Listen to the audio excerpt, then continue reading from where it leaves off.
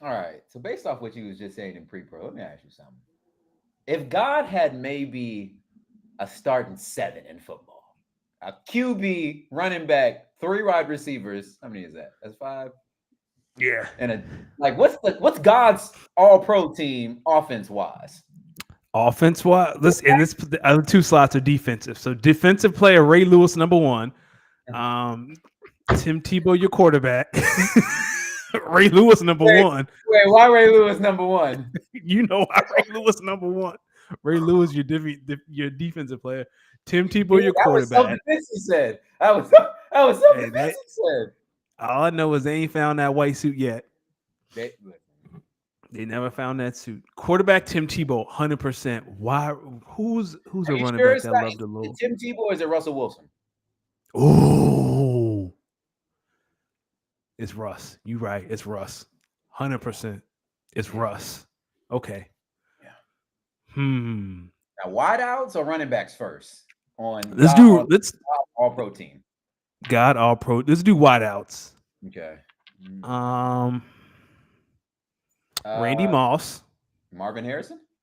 No. Okay, I'm sorry. I'm sorry for that one. I'm sorry. Nah, I don't. I ain't saying his name. I don't know who that is. Well, the way Peyton Manning put him in the hospital all those times, Austin Collie might be on that list. You're right. You- You're right. Austin. Hold on. Um, Let me just do a quick. Most religious football players ever. I mean, anyone who went to Notre Dame. That's yeah. Lou Schultz is going to be the head Mhm. coach. Lou Holtz, Oh excuse man. me. Listen. First article: 12 NFL players who love Jesus, and in parentheses, and football. Um. All right. Wait. Hold on. Hold on. I got a new entry in this one because I forgot he said this on Sunday. Patrick Mahomes. Apparently, he is mad religious. I found that hard to believe, but okay, Okay. Let's okay. see. Number two. Um, Dak Prescott. Nah. No, He's second team, third team, fourth team. yeah, he on the practice squad. Okay. All right. We have our running back, CMC. Yeah, that's who I thought of. That was the CMC. first person that came to my mind. Oh yeah, Cal said Philip Rivers. That's the All right. So we putting Philip Rivers ahead of Russell Wilson, first team nah, all God. nah. Russell Okay. Wilson, first team all God. No one can At touch least Russell. at least Russ got a ring. Ain't it funny? Yo, yo, Philip Rivers didn't win one. Not a Philip one. Rivers played in one AFC Championship game with a torn ACL. He only made one, right? I don't think they made two. Hey, they say DK Metcalf. No, he be fighting too much. This isn't this is um well, Kirk Cousins? Oh, Kirk Cousins might overtake Russell, but I'm still going Russ. But Kirk's second team. Hmm. Kirk's second team. Okay. Okay. This one might hit home for you. AJ Brown? The Talk. I thing mean, about you being know on, better. I would say yes, but here's the thing about all God team. Everybody got like when you say their name, it's like yes, like Russell Wilson, yes, Mhm. CMC, yes. It got to be like oh yeah, like they were in fellow like Zach Ertz. He all Mm, God tight end. Zach Ertz, really? yes, You must have some Eagle stories. yeah. Him and Carson Wentz were like best Oh, yes, it friend. was Carson Wentz. Yo, is it not funny that why is it so funny when NFL players or coaches when they're like uberly religious? It has to be because of the sport, right? Because I don't because when I look at like basketball players that are real religious, it's like, oh yeah, you know what I mean? Cool. Like I used to hoop after the church parking lot sometimes, a little hoop session with the pastor and the deacon. Just got to make sure you don't press up too hard on nobody. But yeah. But then Yeah, it's like it has to be because football is such a violent sport you that they got said, yo, niggas how could you coming. be praying to God and then just trying to take somebody's head off like 10 minutes later? Funny, fair enough. Okay, what was your first defender you said? Ray Lewis? Yeah, Ray Lewis is definitely on the defense. Ray Lewis, number one on the defense. What about Reggie White is, huh? Oh, you said Reggie White? I said Reggie White, Ray Lewis. Okay, I like those. We got. I think we got our team. Who are our receivers?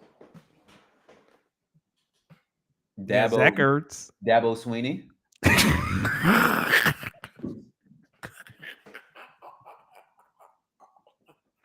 That's it. Listen, how many? Yo, I don't think Dabo did a single interview this year where he did not bring up God. Matter of fact, yo, all you got to do is type in Dabo Sweeney God. And that's all you're going to get. Yes. Dabo Sweeney religion. He loved the Lord. He loved him some Jesus. He said he's made Christianity the foundation of his program. Yo, can he even do that? Now he can. Dabo Sweeney on what his faith means. All right, let's talk about something. Can we talk about you drug commercials out here that be like trying to sell people like, you know what I mean? Y'all gotta start showing like real fiends. Start showing like real what people really look like on these drugs. People don't be doing these drugs and then be like happy and smiling. Where is this coming from? I just saw a little commercial from the YouTube that I'm about to pull up for us, and I'm just like, all right, come on now. Like, okay. All right. This is what Dabo Sweeney had to say on what faith means to him.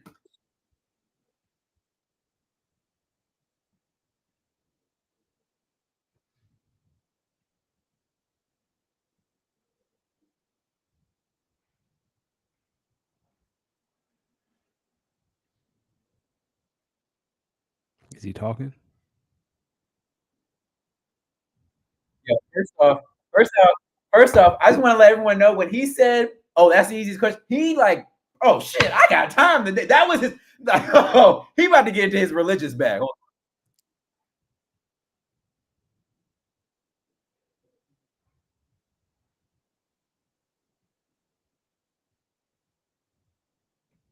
Do you want to share it so we can watch it too for those who are on this adventure? I got this, guys. Shout out to Dabo. I appreciate that. There it is. Where'd it go? There it is. Until I was 16, and that was a game changer for me. That's really become the foundation of my life. And me personally, it's hard to survive and thrive in this world if you don't have a spiritual foundation and have something that you know that will give you peace. Talk to him, Dad. Because life is hard. And we're all going to experience death and failure and setbacks and disappointments and cancer. And, you know, it's a really difficult world. Who will have you back during all? For me, God is always, in my relationship with Christ, He's given me hope and peace. And, you know, I love Jeremiah 29:11. Oh, hold on. I know the plans I have for you. He got screwed. He got that. What I'm talking about. That's kind of been a life verse for me. It says to give you, you know, a hope and a future. They're plans for good, not disaster. And so I've always taken that, and I've kind of applied that to my life along my journey. You know, everybody sees me now, and I'm the head coach of Clemson and all this and that, but you know, my life hasn't always been this way. Hey, anytime you hit, when you hear religious people say, "Yo, my life hasn't always been this way," let me stop, because let me tell y'all something. Every super religious person that I've met that said that I've been like, "Yo, you are really deep in your faith, like good for you," and they were like, "Well, I wasn't always this way." 8 times out of 10, in my experience, the next couple of sentences they're about to get on, they usually tell me about how they were on some drugs and it was really fucking them up. Like one girl was like, "Yeah, I mean, you know, way back in the day, I used to do meth and then I stopped and now I found God." And I was like, hey, that's my testimony, brother. Before I was found, I was out here wilding. You? Well, I was introduced at a very young age, but Like, yeah, man, meth? in college? No, To not meth? meth. No, Okay, I've never all done right. any hard drugs. See, America. This is why I had to ask because he said this after I talked about it. And I was about to, we was about to cut this. We was about to cut this podcast off and have a talk. I was going to say, my boy, when was you out here doing the meth? You got. No, I've never done math. Thank you. That's all I had to make. That's all I had to make sure. My boy could be out here doing the meth. Oh man, let me tell you. God. Now, how would you feel? How would you feel as a football player that went to play at the University of Clemson, but like you went to church a few times, but you're not even all that religious? And Dabo says, "Yeah, we think it's important for everyone to be baptized on like day 3 of fall training camp." What do you say? Hell no! I'm saying hell no, Dabo. I'm not getting in that pool of water. You're not doing this. I'll say, Dabo, if I do this and I don't get drafted into the NFL, I'm coming for your ass. Mm-hmm. That's your ass. I mean, but I guess that's no different than Notre Dame, right? Because that's a Catholic school. I'm assuming you have to go to, some sort of service. But I think that's like Catholic schools. Same with Liberty. I know Liberty for sure. Like, you have to go. So if you play at Liberty or you go to Liberty, they have a service. Students have to go to it. Remember when Hugh Freeze was sitting up in the press box in a hospital bed?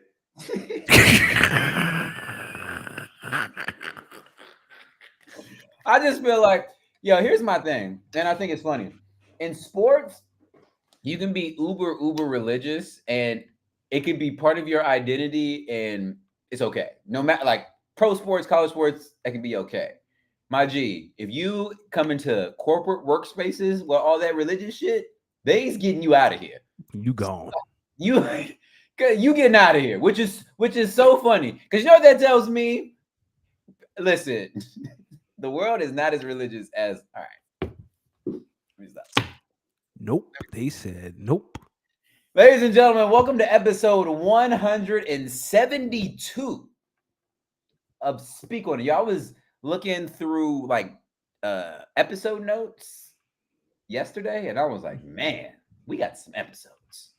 What's funny? I thought about that 2 weeks ago when we were at 170. I was like, this is year 4, is this year 5 coming up? Because we started it the week after the Super Bowl. Which Super Bowl? I can't remember. Was it? I don't think it was the Eagles one in 18. I want to say it was the one after that. It had to have been. I know what house I was living in, where I was living. I was living in like that's when I was living in Scott's Addition in Richmond. So that was 20 or 21 around that time. So that was probably.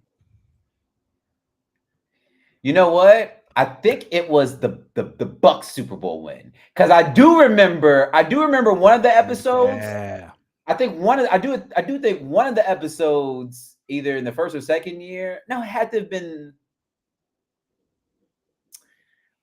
in 2021. Okay, so 2020. Let's look at the Super Bowl from 2021, because if it was the year that Tom came into Lambeau for the NFC Champ, it was. That's it. It was. So I remember it because that was a season where I was so sure that the Packers were about to go to the Super Bowl. Like, I was so positive the Packers were not only about to go to the Super Bowl, they were going to win it because they were number 1 seed. Tom Brady and the Bucs come into Lambeau, beat the Packers because the last fucking play of the first half, I don't know what our defense was doing. I don't know what that I forgot. Mike Pettin was his name. Mike Pettin plays cover 0 on the very last play of the first half, and Tom Brady throws a touchdown to Scotty Miller. They end up winning. They end up winning that game by like 3 or 4, aka that play. Because in the second half, the Packers came out and they were hot, and we started looking like the team that we had. It's okay. It's okay. It's all right. It's over. It's over. It's over. By the way, the Bucs won their Super Bowl 31-9. Can you believe? Is that the? That's the last time he's lost one. You think you read my fucking mind? That's the last time he. It's not. No, it's not. The year after was the last time he lost. because that very next Super Bowl was Rams Bengals. So when's the last time he lost a Super Bowl? Oh, that you said the last time he lost Super Bowl. Well, then Yeah, that's the last time he's lost a Super Bowl. A playoff game, which was That too. The last team to beat him in the playoffs was the Joe Bengals in 22. It was Joe Burrow. Yeah, That's how that Burrowhead shit started. Yeah, because they beat the Eagles in the next one. They beat the Niners last year. 3 points. 3 is the magic number for them. Yeah. How about this year? It's KC at Philly.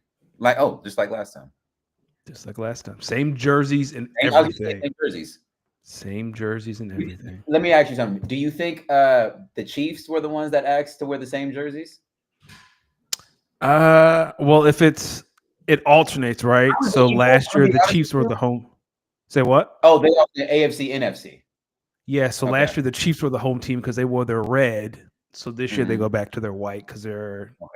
Because I was going to say, like, if I'm the Eagles, I'm definitely asking for the opposite uniforms from the ones. Oh no, it's the midnight green. No, I got to be. They won their first Super Bowl wearing midnight green. It's got to be midnight green. Well, you got to, but that's the midnight green is what they lost in. That's why I want the opposite ones. Give me the away uniforms. Or honestly, are y'all allowed to wear the black ones? I don't think so. I don't think you're allowed to wear alternates in the Super Bowl because if you could, they'd wear the Kelly greens. That's the original OG uniforms. They wouldn't let that. It'd be a wrap. Kyle, we're going to get into our Super Bowl coverage. We have a lot of deep coverage. Pause. A lot of good coverage on the Super Bowl. I can't wait to hear the picks. Yo, how you been now? How you been for the last week?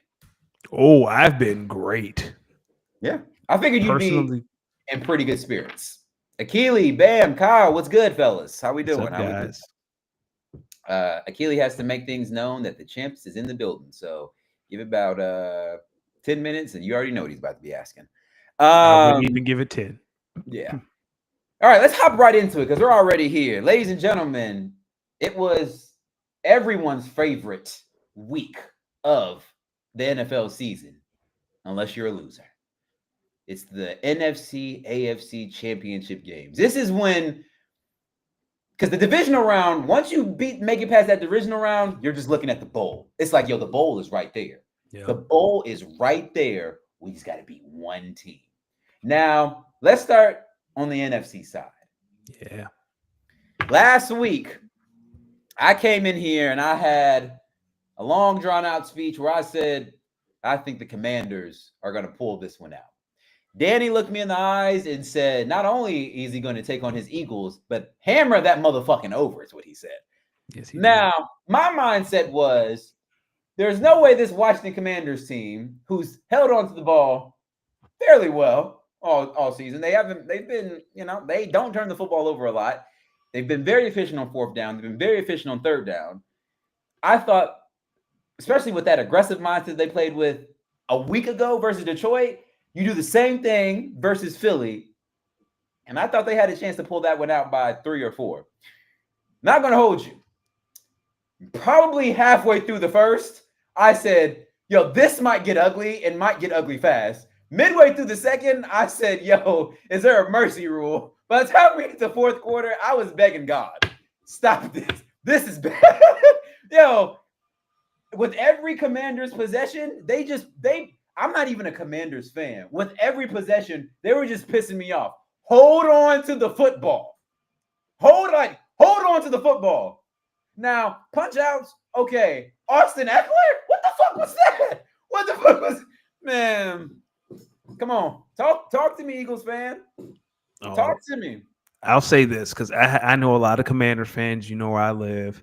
And all last week it was, Jayden's the best rookie quarterback we've ever seen. He's the equalizer. So then I don't think that's wrong. I think they got that was fair. Now here's the thing: when you get your ass beat, now it's congratulations, you beat a rookie quarterback. No, you can't have it both ways. No, you can't do that. That's corny.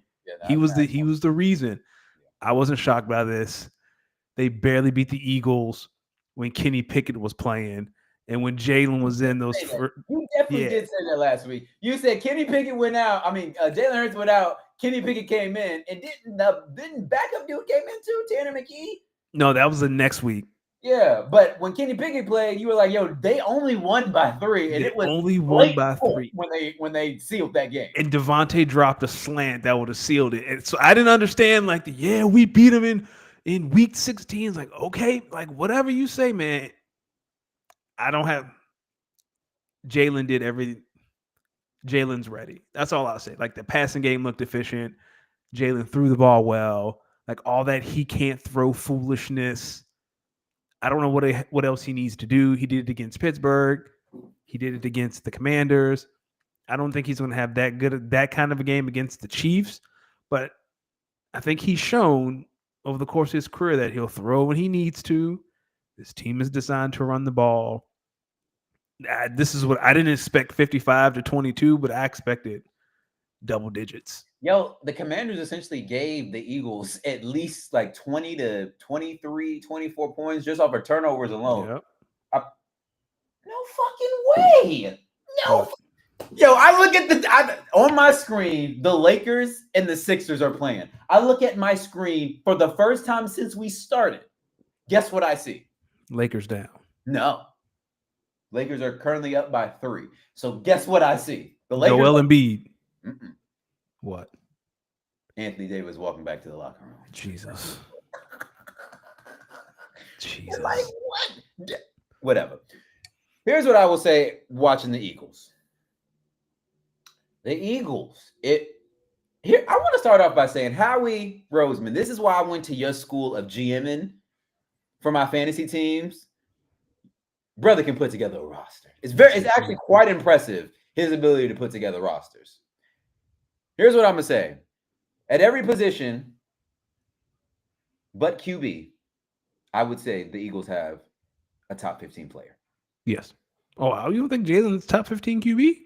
I got to think on it. Okay. I got to think on it. Definitely got to think on it. Okay. He might be in that 13, 14, 15, 16 range for me. So if he's not top 15, definitely fringe. Okay. Brother, but I'm going to be honest with you. Saquon Barkley might be one of the best football players I've ever seen in my fucking life. Yeah, man.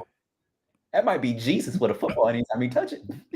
It is amazing to watch her run because that's how football was played when I was a kid, right? You had Emmitt Smith and Terrell Davis. Like that's how it was played, and now it's like you just give them the ball and you just watch them get freaky on people. Yo, dog. First play of the game, simple toss sweep. 3 people had a chance to make 1 tackle, not a 1. Not a one. You think if the NFL were to vote for MVP Saquon might win it? Saquon might win it. Yeah, especially after the way Josh Allen shit his pants. Yeah, Saquon would win it. Yeah. Can I address one thing that Bam said? And I'm hearing this from a lot of Commanders fans. Let's put this on the screen. And I'm gonna ask this question. Not to you, Bam, but to Commanders fans in general. It's this warning that our future is bright and Philly better watch out, dog. What the fuck am I scared of? You tell me. Well, I get what they're saying. Like that roster is old. I got the best GM in football. Who got the best? Whose roster is old and who got the best GM in football? The Eagles have the best GM in football. Okay. The Commanders roster is old. Zach Ertz not going to be around. Bobby Wagner not going to be around. Yeah, what the fuck am I afraid of? Austin Eckler's old. They do have some bets, but you got to think. Well, when you got to think about this, when you're picking that early in the roster, I mean that early in the draft, that for that many consistent years, you need some vets to kind of teach some guys 100%. How to play. So especially when you bring in like a Dan Quinn type beat in as head coach, you need some guys in the locker room that still got some ball in them to help these young guys. So it doesn't really surprise me to have an old roster. Here's what I will say to Bam's point. I don't know about the Eagles having to be on their guard, but I think when the Eagles look at the landscape of their division, they know they got 2 free, easy wins anytime they go into MetLife. We know we got 2 wins there for sure. Yeah. Wrap that in the bag. I don't care who the head coach is. 2 wins versus the boys in blue. Dallas, you got to see which Dallas team shows up and how they look. Maybe 1-1 more than likely y'all either gonna sweep them 1-1. Y'all aren't getting swept by the Cowboys. No. I know that. So now what I really realistically think Commanders fans are saying, hey, it ain't gonna be so sweet anymore, especially if we take this roster and just build on it. Just keep building on it. Big if. Well, Deron Payne, Jonathan Allen, old. Okay, but just listen. They got some players. I think what's not going to be so good for them is now they're picking what 30th. Yeah, that's what I'm saying. Like what are they talking about? Like what am I afraid of? I don't know. I just think I just think that they're looking at the totality of their team and they're saying one trade here, a move here, a sign in here, and they got cap space too. So now you've opened up and everybody knows Dan Snyder's away from this team. The culture is good. Yeah. The quarterback's good. I think that they're thinking, like, here's what I came away saying. Yo, in the offseason, if T. Higgins is looking at teams and he has an offer from the Chargers, the Patriots, the Packers, and the Commanders on the table, don't be surprised if he openly chooses the Commanders and like no hesitation, because I can see that they got cap space, draft capital. I'm not a Commanders fan. All I'm saying is maybe in a year we might be saying left hand up, they on the way. Now, I'm also let everyone know that they did play a 4th place schedule, and now they got to play a 2nd place schedule next year. If y'all don't know, there's a difference between playing a 4th place divisional schedule and a 1st place divisional schedule. And then there's a difference. Chiefs going essentially basically only losing one real game this season is even more impressive, because all they did was play division champs, a whole nother division in their division. I mean, in their conference. What was it? The NFC South. Yep. And then their divisional opponents. Yeah. But they had to play all of the division winners. Are you kidding me? That's tough. That's tough. It's tough. Last thing on them, though. The average age of the Eagles roster is 25 years old. Yeah, I do a good like this, like what the fuck am I scared of? I got 2 lockdown corners who are 22 years old. I got Quinyon and Cooper. Bring T. Higgins. I don't care, dog. I got an all-pro linebacker. I got Jalen Carter. I got Nolan Smith. Like, I don't care about. Ain't nobody scared of y'all. So when do some of these deals start? Like when? What year is like? All right, this is when a lot of these deals we got to start making some moves. 2027, I want to say. Because Jalen Carter's on his rookie deal, Cooper's on a rookie deal, Quinyon's on a rookie deal, Nolan's on a rookie deal, AJ just read up, Devontae just read up. And this is gonna sound crazy. I'm gonna let everyone know I sincerely think Howie Roseman, this type of GM that he is. That's why he my type of GM. I think Howie Roseman a couple years ago sent a little bit of information to the Athens Police Department. I think he sent some information to the Athens Police Department a few years ago to ensure, because I remember a few years ago that draft class, that was the #1 overall pick. Do you not remember that? I remember, and then that can't. Yeah, he was consensus #1. Like, well, we can't just we can't not pick him here. And then he just fell. He was definitely #1 overall pick. Shout out to the Bears for trading with the Eagles. Cal said, just take it. Is there any NFC team that I am afraid of? I'm afraid of the Packers. Like the Packers to me are like the only legit threat. I'll put the Bucks in there. Are we the wait a minute? I also gotta ask, were the Packers the only team that in the NFC that played y'all somewhat close? I think so. Like the Packers, I'm not afraid of the Vikings. I'm afraid of the four. I'm not afraid of the Niners anymore. They're about to break up.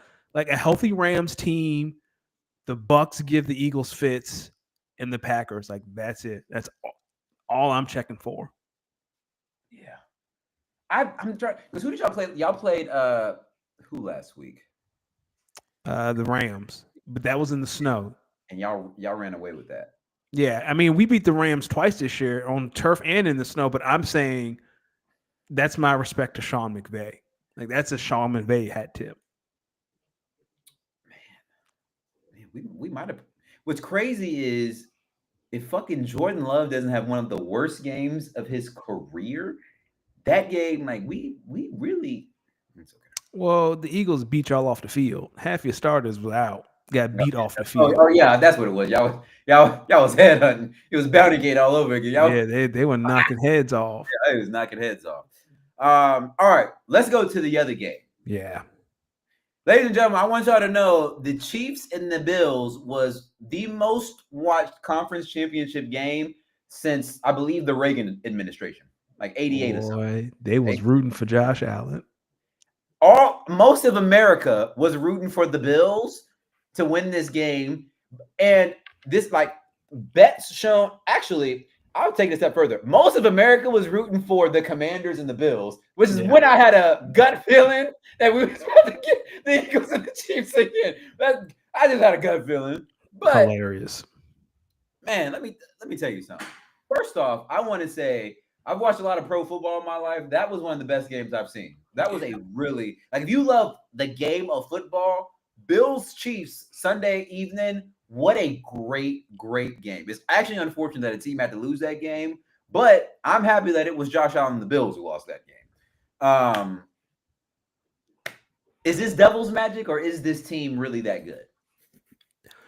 I think the Chiefs right now are at a stage that they're great, but other teams get out of character when they play the Chiefs, and that's what causes you. Like, it's like, oh my God, that's Patrick Mahomes, and you start to play outside of yourself. Like Josh Allen this year really hasn't done anything stupid, and then during the game, he just started doing just the dumbest Josh Allen shit that he hasn't done since that Texans game.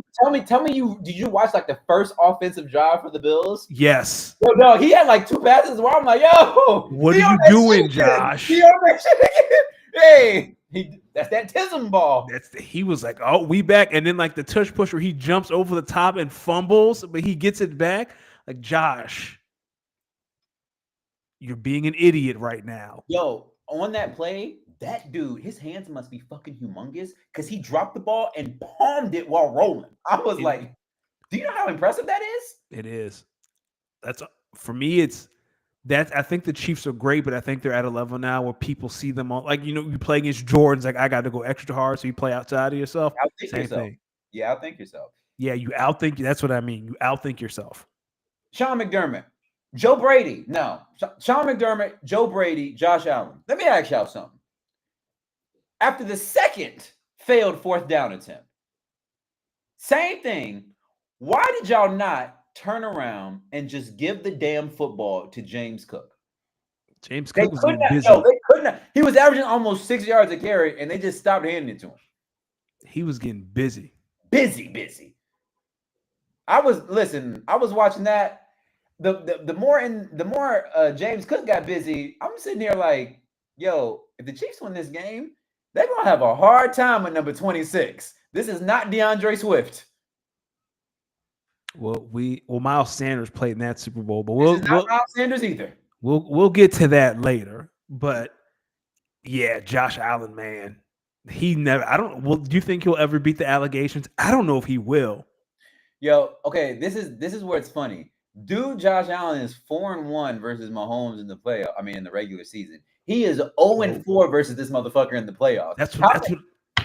You know what that tells me? You know what I bet you the Chiefs do, and this is going to sound like some psychotic shit, but I bet you during their regular season matchups, just to not tip their hat because they always know they're going to play each other. The Chiefs come into that regular season matchup with one game plan, and they're like, we'll just play them like this, and if players play the way they should, we should be able to keep this close, get to a 4th quarter game. We'll see what happens. Yeah. And then in the playoffs, I think they throw everything from that regular season out the window and have like a Bills postseason plan. I promise you, I think they do. I mean, that sounds like Spagnuolo. That's the Spagnuolo way, ain't it? That's what he's known for. Because I don't know if you were reading like some of the quotes from Bills players after the game. One of the offensive linemen on that 4th down, that 4th down play, when Dalton Kincaid didn't catch it. He was saying, so he's basically saying all game and maybe all year, when Spags had shown that coverage, the corner that blitzed on that particular play just bailed and went with the receiver. So when that happened, like when they saw the corner coming, they shifted the protection left because they assumed that corner was still gonna, and they assumed the pressure was gonna come from they assumed the pressure the corner was gonna bail on the right side and the pressure was gonna come to the left side. So the protection left. brother. They said they did the opposite. They blitzed the corner and the guy on the left. I was like, oh no, that is like that's Spags, man. Like that's his calling card, the exotic blitzes. And then you hear Tony Romo, and Tony Romo literally, as he's covering, he's like, all right, so usually, I mean, a couple of times before, they've just played man, and they didn't bring anyone. I don't know. Is Spags going to bring it? I think he will. Sure enough. Tony, no. That's why Tony's better than Tom in the booth. I think explaining it, Tony is better. As someone you would want to sit next to and just watch, like, ball with, Brady's better. Because I know when somebody really cooking, because Brady be like, oh boy.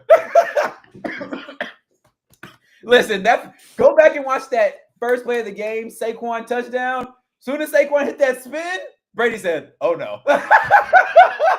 He knew. Then he was like, oh boy. And then you got, Barkley. And Brady was like, oh boy.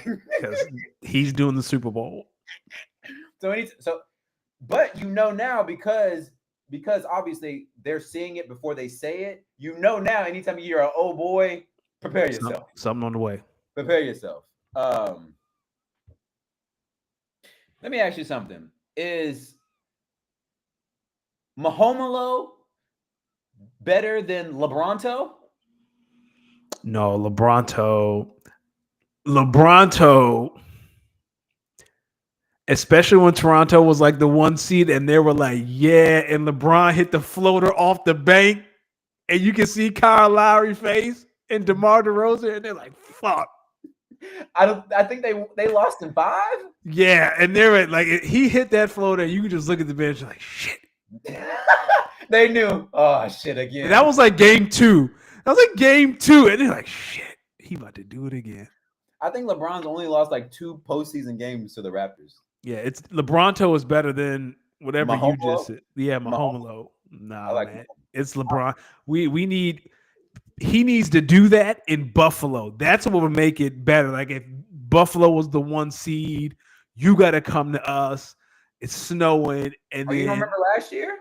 Well, they went to Baltimore last year. But the game before, last year, which very underrated, Patrick Mahomes went on the road to Buffalo and Baltimore and beat them both. Yeah, but it has to be like Buffalo as the 1 seed. Like Buffalo's got to be, because Toronto was top dog that year.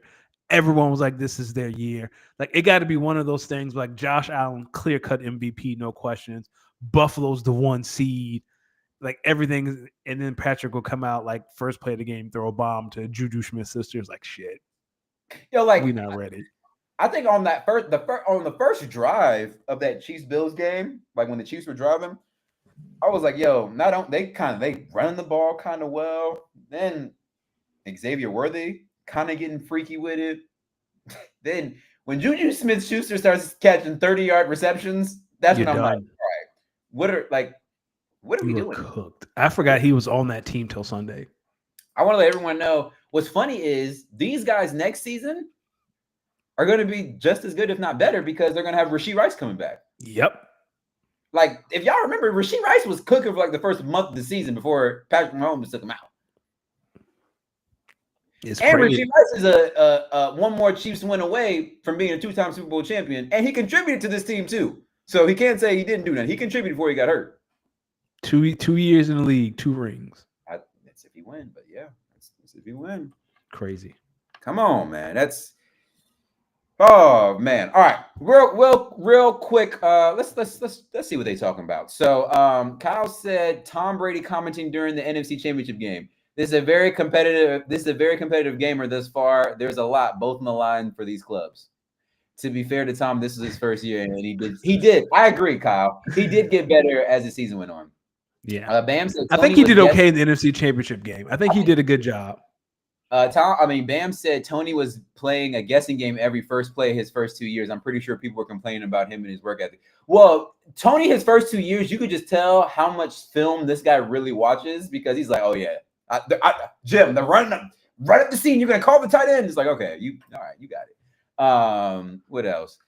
All right, quick break, ladies and gentlemen. Next week. This is the pod before the Super Bowl or after the Super Bowl? next week would be the pod before the Super Bowl. Yes. So, ladies and gentlemen, we will not have a pod next week. One half of the podcast will be on a cruise without any cellular service or Wi-Fi. So we will cover and predict the Super Bowl here shortly, but next week we will be off. But some other quick NFL headlines before we get to our Super Bowl coverage. Let's start with some head coaching hirings because it's been kind of spicy since we last spoke. So the Bears, last week we covered, they hired Ben Johnson. Yep. And the past week now they've hired Dennis Allen as DC. And I don't know Buddy's name from the Broncos staff, but they took one of the offensive assistants under Sean Payton that was really well respected and brought him to Chicago as well. Let me ask you something. They got Ben Johnson. They got Dennis Allen as DC, which I think might not be a bad hire. How good do you think this Bears team can honestly be next year? That all depends on Caleb Williams. Like that all depends on what Ben can get out of Caleb. Don't forget that they brought in Antoine Randall from Detroit. Antoine Randall is now I think he's the assistant head coach, which is dope for him. It depends on what he can get out of Caleb. If Caleb is everything that we think he is, he has enough weapons. You don't need a great defense as we saw in Detroit. If Caleb is as good as we say he is, I don't see why Detroit can't challenge. I don't see why the NFC North should be the hardest division of football next year, top to bottom. I'm gonna be honest with you. It ain't happening, Captain. I think the Bears are going to be a 2-pack of ass next year. Again. Here's why. Both of Dan Quinn's assistants won't be successful. Like both of them will not go on to be successful. One's going to be successful. The other one's going to be a fraud. I think the successful one is probably the one in New York. Aaron Glenn in New York, which we will talk about. I think Ben Johnson, because he's an offensive coordinator, I think he is so dependent on the offensive skill set that he has to work with. And I'm going to be honest with y'all. I don't really think Caleb is all that good. I think he is mad over Zai. I don't think he can read defenses like that. I think Ben Johnson's going to get very frustrated. It would not surprise me if next year they win no more than like 4 or 5 games. They look to trade Caleb, and Ben Johnson looks to get his quarterback of the future, that being Arch Manning. Whew. Telling y'all.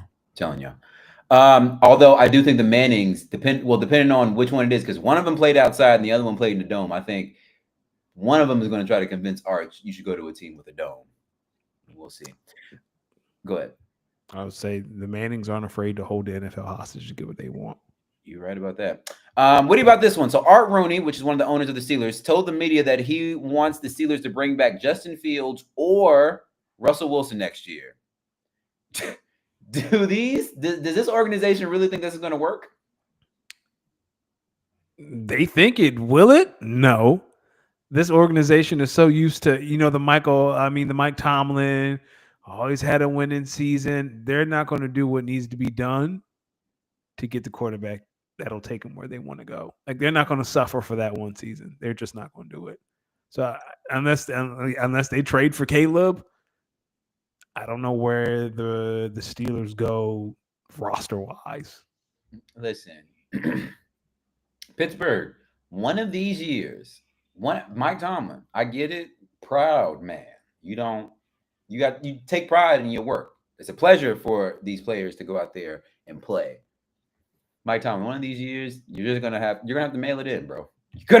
You're gonna have to do it.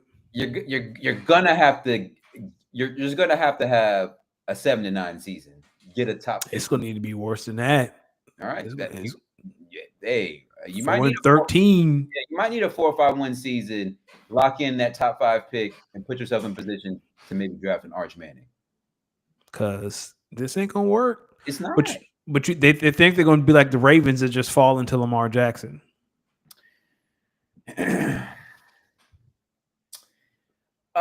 Man. In order to see, The only reason why the Ravens lucked up again Lamar Jackson is because 30 or 29 other teams really looked at they looked at him and said, this guy is definitely going to be a running back or wide receiver in the league. Yeah, that's what I'm saying. It's going to take something like Nobody that. anticipated that he'd make the jump as a passer that he did. But that's probably not going to happen. Side, the Baltimore started out by really sticking a lot to the run game. It's not only the last couple of years that they've really started throwing more. So, let me ask you something.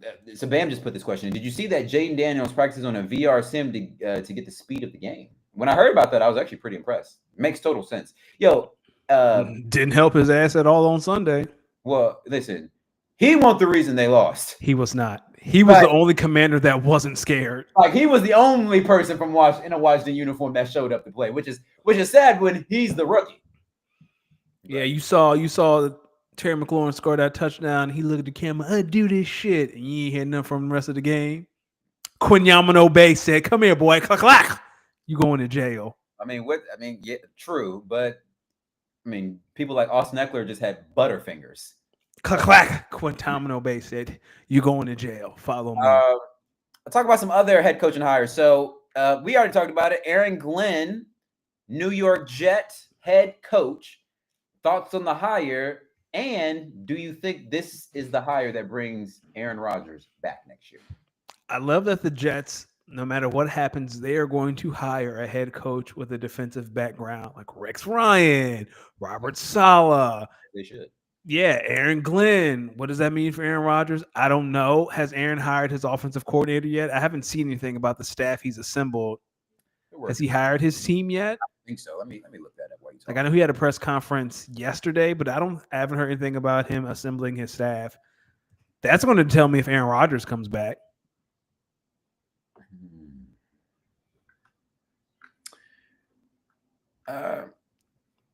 We'll see. I don't think they've announced anything. Yeah, well, it's not going to be Nathaniel Hackett. You can guarantee that. Let's hope not. But at the same time, if you bring Aaron back, there is, you know how he is. There is familiarity that he likes. So yeah, I don't know. I wouldn't. If I were him, that would be my first move. We are not bringing Aaron back. That's a no. He ruined one man's coaching career. He not ruining mine. He not fucking my career up. Yo, I just think about the Jets really set Robert Saleh up, bro. Listen, they gave him Zach Wilson, they gave him Aaron Rodgers for a series, then they gave him year 2 Aaron Rodgers, which was a clear 40-year-old man. Yo, Robert Saleh didn't stand a chance. Not to mention, I said Zach Wilson. Oh, who else was some of the quarterbacks they was out there? They were. Shit, they might as well got Johnny Manziel. Shit. The Las Vegas Raiders, they hired a former Tampa Bay GM that worked with Tom Brady when they won their Super Bowl, which I thought was a good move. I think, weren't we having this conversation last week? And I was like, Tom's just going to be there like as a football mind to give his thoughts. That's how I see that hiring happen, and that makes a lot of sense. You 100%. Ask a guy who's won 7 Super Bowl rings, hey, when you're thinking about a GM that'll help build the roster, do you know some credible guys? He's like, yeah, this guy was a really good football mind. Let's bring him in for an interview. I like that. Now, these guys go out and hire Pete Carroll as the head coach. Give me your thoughts on that.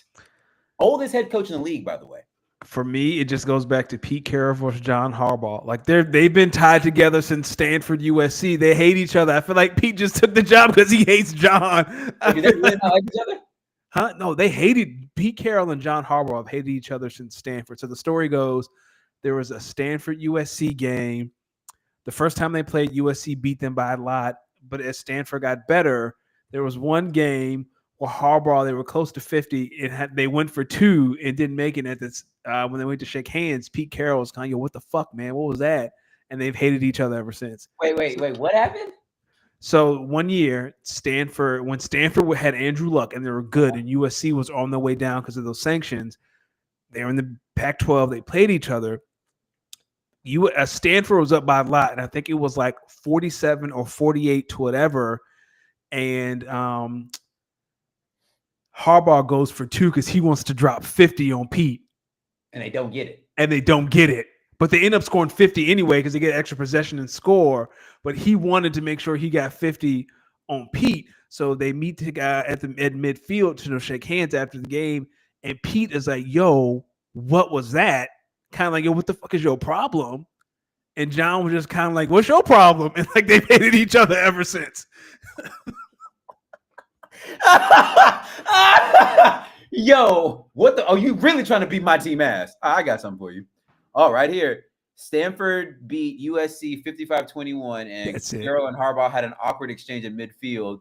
Carroll asked Harbaugh, what's your deal? Oh, wow. Yeah. In 2010, Carroll became the coach of the Seahawks. 11, Harbaugh became the head coach of the 49ers. The Seahawks won the NFC West against the 49ers, with Carroll winning 5 games to Harbaugh's 4. Oh, wow. And the NFC Championship game where Sherman says, yeah, you can't guard me. And now Pete Carroll became, you might be on to something. I did not know. Yo, Pete just came out of retirement. Really, yo, fuck John. I'm here to, that's all that is. That's just hate for John Harbaugh. Oh, for Jim. I'm sorry. Not John. Jim Harbaugh. Thank you, Bam. They both look alike. Wow. Yeah, that beef runs deep. Someone said it's going to be so funny when these guys meet at the 50-yard line during their first matchup, because these are both subliminal guys. So they'll hit you with some low-key stuff that you got to go back and listen to it again like a Lil Wayne bar. Exactly. And the funny... Hey, you had a great game. Maybe next time we'll see you.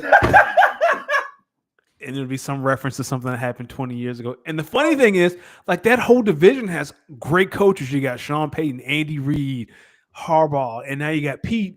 Yeah. All that to lose to Patrick. All that to go lose to Patrick. Yo, this division is like a book out of like the 2009, 2010 NFL season. Like, what the fuck? Like, what are we doing here? Do you think how I think, listen, Pete Carroll, the first thing you do before you really get to talking big money shit to Jim Harbaugh and the Chargers, you got to go find a quarterback. I don't care who you listen. He got his quarterback. Go out there with Aiden O'Connell and think you about to shake some shit up. Shador is going to be a Raider. Yeah, wouldn't that be funny? He has to be. He is a Raider. I've never met seen a more Raider person since Jamarcus Russell. Not to say that Shador is going to be Jamarcus, because I don't think he is. Or Marshawn Lynch was a Raider. Like when he went to the Raiders, yes, you are a Raider. Shador is a Raider. I like it. Let's see. All right. The messiest head coach situation, which when I found out this full story, I've been doing nothing but laughing. Liam Cohen and the Jacksonville Jaguars versus the Tampa Bay Buccaneers. Did you hear about this? Yes. So for those who don't know, Liam Cohen, who's often been viewed as a future head coaching candidate in the NFL for quite a few years, especially when you look at how balanced this Tampa Bay Bucs offense was this last couple of years. So over the offseason, I don't know if y'all remember, but maybe like a week or two ago, there was a notification basically saying Liam Cohen is going to remain OC of the Bucs, and they were on the way to making him the highest paid coordinator, period ever. Yep. Apparently the Bucs let that statement out a little prematurely, and Liam Cohen basically felt that they strong-armed him. But essentially, they said, the Bucs said, we'll give you a blank check. You just cannot go talk to any other teams. And he maybe agreed, shook their hand with his fingers crossed behind his back, because the very next day, you know what he did? He drove his happy ass from Tampa Bay to Jacksonville. And during that day, the Tampa Bay Buccaneers were calling his phone, just trying to see what was up and why he was not there to sign his contract. Little did they know, the reason why Liam Cohen didn't sign that contract was because he was meeting with Shad Khan and the Jacksonville Jaguars, and he was basically telling them, hey, yo, maybe I'll come be your head coach, but I don't know if I could do it if you got Trim Balky as your GM. And you know what they did? Hours later, they sent Trim Balky's ass right out the door So that goes back. Remember, like 2 or 3 weeks ago, when we were talking about, yo, can you believe that Shad Khan basically openly said, yo, if a head coach comes in here and says, we don't want Trent Baalke as our GM no more, Shad Khan was like, yeah, get this bum the fuck out of here. With Trent Baalke on the call. Looking dumb in the face. Baalke sitting right there, and Shad's like, yeah, dog, I'll fire that man. Coach want him going, he gone. Hey, what, you want him gone? Just say the word. I'll get him out of here. We'll find a new GM. Ladies and gentlemen, I don't know if you heard, but today Liam Cohen was officially introduced as the Jaguars head coach. And I'm gonna be honest with you, I think next time the Jags and the Bucks meet up, it might be some beef. Oh yeah, 100%. Do they play each other this year? Let's see. I don't think so. I don't think so. In 2025, I don't think so. Let's see. Actually, the 2025 schedule officially set. No, they don't. They don't play. Damn. Oh yeah, they don't.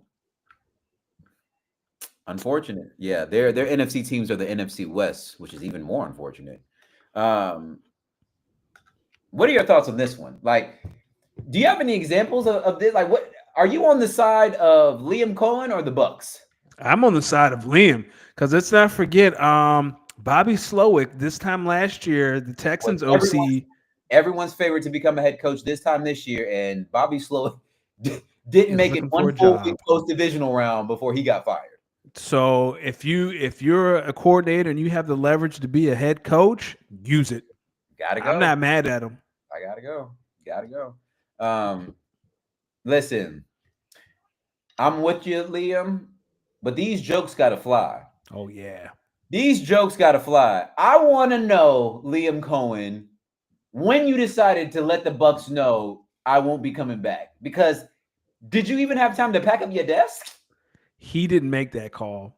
His agent made that call. His agent called the Bucks front office and was like, hey guys, got some news for you. Liam's not going to be here. I'm outside to come get his stuff. Because that's what your agent is for. And they were probably like, oh, word? Oh, yeah, you know what? Fuck this. It's in the dumpster. It's in the dumpster. Go get it, bitch. Go get it. Yeah. Liam Cohen, that's funny. I'm going to be honest with you. If the Jags turn out to be some ass in the next couple of years, don't worry. The Bucks will never hire you again. So at least you know that if you get fired from the Jags, there's 30 other teams that will definitely hire you. And the Saints will be number one on that list just to spite the Bucks. Right. And what's funny, Saints still don't have a damn head coach, which lets me know the Saints are waiting for the Eagles to either win or lose the Super Bowl, because I think they have their eye on Kellen Moore. And if Kellen Moore tells them no, I think they're going to go with Mike McCarthy. I hope Kellen doesn't leave. I really don't.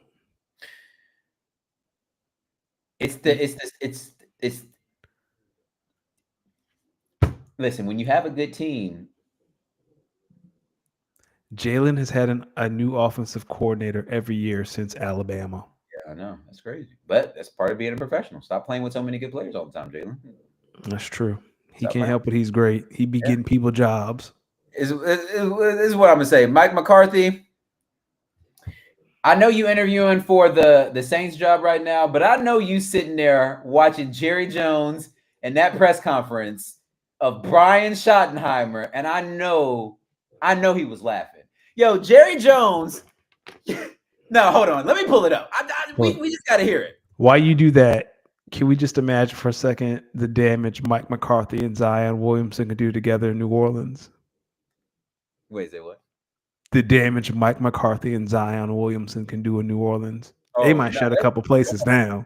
There won't be a gumbo spot that Mike McCarthy and Zion ain't see. They going, man, you kidding me? You kidding me? Okay, hold on. Here we go.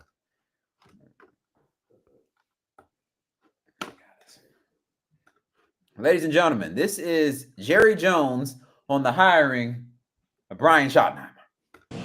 Now, I get my proverbial ass kicked over needing people in my comfort zone. Without this thing being about me in any way, if you don't think I came out with... Jerry, you started this off by, yo, I be getting my proverbial ass kicked. but not making this about Wait, he really said this? brother. Oh yeah, it's on ESPN. Now, I get my proverbial ass kicked over needing people in my comfort zone. Without this thing being about me in any way, if you don't think I can't operate out of my comfort zone, you're so wrong. It's unbelievable. This is as big a risk as you could take. As big a risk as you could take. No head coaching experience. Now, Jerry, no, let's keep going. Let me share something with you. With all of that, you've just heard him reference his osmosis, his family. Anybody in this room that doesn't believe the apple doesn't go far from the tree has missed it someplace down the road. Who is this spiritual? What is this man? Listen, Jerry, I just know Mike McCarthy. Mike McCarthy watched that and just busted out laughing. He was probably like, yeah, I'm so glad I left that fucking circus. Yo, imagine Brian Schottenheimer just sitting there and his boss is like, y'all think I'm crazy? Yo, oh my God. What? 73-57. Sixers. Excuse me? Anthony Davis might be defensive player of the year after all.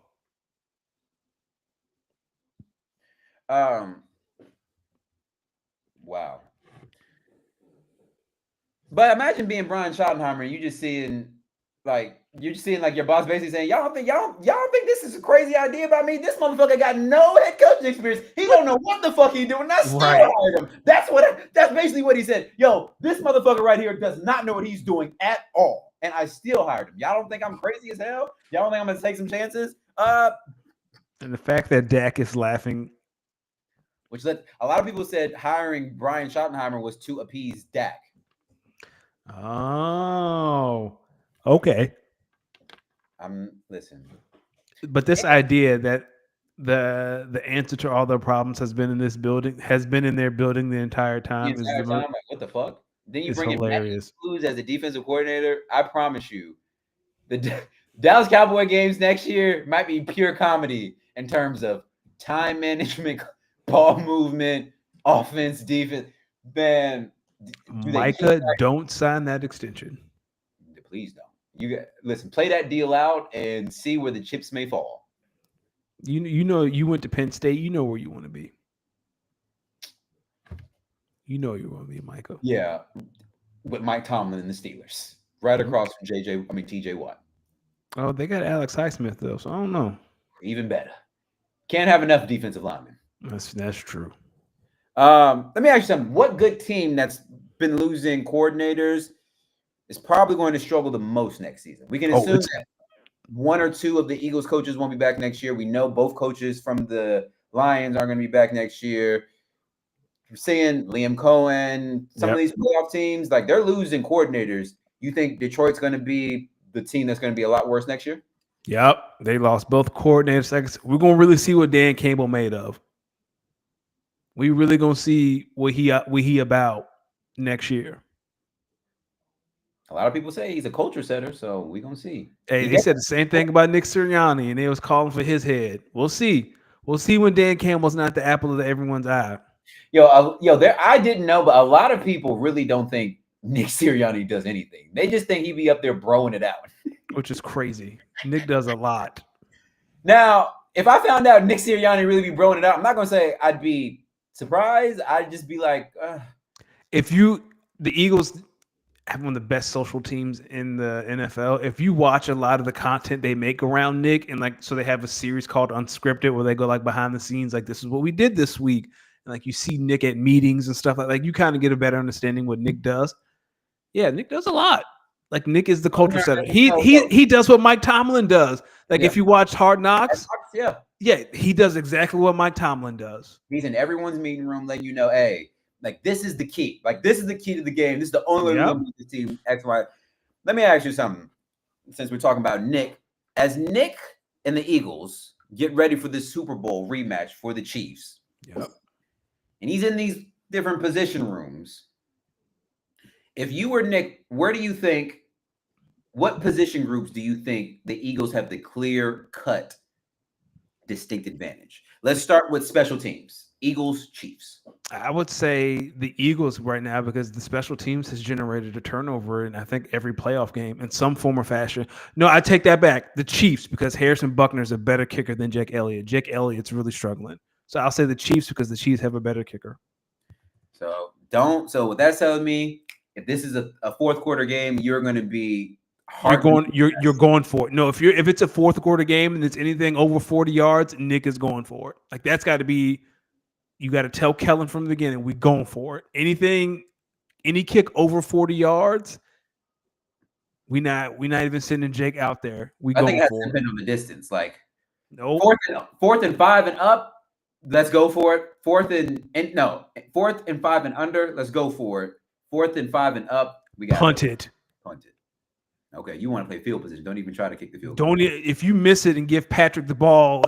At the at the minus 45, like that's not good business. Not good business. What about secondary? Chiefs? I think that's a push. What do you mean? Can be either or? Yeah, I think both secondaries are elite. Like the Chiefs have McDuffie, and they have more experience with the Eagles secondary. Like you can play nickel, you can play dime, you can do whatever you want. I would say it's a push. These next two, I think we both know. Offensive line and defensive line. I don't think it's a question. I think defensive line is the Chiefs. Chris Jones. I think it's the Chiefs. You got Karlaftis and Chris Jones. All right. See, you're lying. You're doing this. You're doing the reverse jinx lie. I know that's how much I respect Chris Jones. Yeah, I know you're doing a reverse jinx lie. You're trying to hype them up. Stop. Offensive line, Philadelphia, 100%. Okay, but the Chiefs defense, Eagles, especially if Landon Dickerson and Cam Jurgens are healthy, which they should be. Eagles by a mile, offensive line. Defensive line, I've seen Chris Jones do it too many times, man. All right, I've seen him do it. Name the other killers outside of Chris Jones. Karlaftis, killer. Wharton, number 91. He wants to. Yeah, who was that backup defensive tackle? It starts with a P. He has a really long last name. I know you're talking about. Yeah. Like the interior. Or something like that too. Yeah. Here's the thing about the Chiefs defensive line. The Eagles like small athletic centers, which means they struggle with big athletic offenses. Like Dexter Lawrence gives the Eagles fits because he's big and athletic. Chris Jones can line up anywhere, man. Bam, Chris Jones is not overrated. He is a Hall of Famer. I know Bam is trolling, but there'll be some plays if you watch Chris Jones, like the defense, like you have some defensive backs that probably got burned, and Chris Jones, it didn't even matter because Chris Jones in the quarterback's face so fast, like it doesn't matter. And he can line up anywhere. That's the thing. What they do is whoever's the weak link on the offensive line in a high leverage situation, Chris, you going over there. Luckily, the Eagles don't have a weakness. That's why I think the Eagles' offensive line is better. Listen, you can. I'll put you down for saying the Chiefs have the better defensive line. I like what Kyle said. I think this is very closer to even. But if I had to choose one, I would definitely say the Eagles' defensive line is better. The Eagles don't have a Jalen Carter. Jalen Carter ain't fair. I'm just saying they've never played at this. I mean, they did at Georgia, so that'll come into they played in national championship games. And Jalen Carter, you almost damn near killed the man on that. Well, let me reverse it. Jalen Carter, you almost killed your second man on that field. Yes, on Sunday. You almost get a second man on that field on Sunday because whatever that fucking offensive lineman from the Commander said to you, punched him right in his shit, and he was out. Did he come back? I don't think he came back to the game. I don't know. I know he smacked the shit out of that man. He just punched that man in his shit. I was like, what? All right. Wide receivers, Eagles. Or Chiefs? Eagles. Now, if you was going to tell me the Chiefs had better wide receivers, Juju Smith-Schuster is the wide receiver too. It's the Eagles. We don't need to discuss running back. We know the best player on the field most times 26. is Saquon Barkley. That's most times. 100%. Now, quarterback. Oh, Patty, the man who going for 3, who got 4. No, it's Patrick. Now, I'm curious to hear this one. Head coaching. Andy. You think so? I think so. Yeah. Would you take Andy Reid or Nick Sirianni? And I like Nick, but that's Big Red. That is Big Red. That's Big You know, Red. he is y'all's all-time leader in wins as well, by the way. He is. It's something to be said that he still is drawing at plays no one has ever seen before. Because he is damn good. Here's the thing about Andy. I think he is going to. If there was like a college game that I think this Chiefs Eagles Super Bowl might resemble, it would be the Georgia Notre Dame Sugar Bowl from a couple weeks ago. If you were to look at that football field, Georgia had the clear better athletes. But I think Marcus Freeman outcoached. What's his name? Kirby Smart. And I think the Notre Dame as a team outplayed a team that was trying to out-athlete them. Does that make sense? Yes. I think the Eagles have the better athletes on the field. Boy, I think where it gets funny in these type of games is certain coaching decisions that make the differences. Yep. Like and Nick has had his issues. Mm-hmm. Like it wouldn't surprise me in this game where in certain situations we see the Chiefs take 3 because they have a good feeling about tendencies from the Eagles. So they know if they play sound enough defense based off of tendencies, X, Y, Z. Like, yeah. Do you know what type of fucking film watching psychopath you have to be to know a team that runs their version of the tush push always goes behind the left guard? And so your game plan to defend it is fuck the right side of their line. We'll put everybody right here on the left. Which is funny because that's what Jalen does. Jalen goes right behind Landon. So now you got to break that tendency and go behind Mekhi Becton, which I don't know why you wouldn't anyway because he's 6'1", 300 pounds. So let me ask you something. What are some other storylines that you think are going to be really big going into this game? I mean, other than the 3-peat, it's redemption. Like it's the Eagles' redemption game. Like that's what it's. Jalen played his heart out last time and lost, but granted he had the fumble that turned into a scoop and score. What does he do this time? Like that's what it's. For me, it's redemption. Do you bury Tom Brady?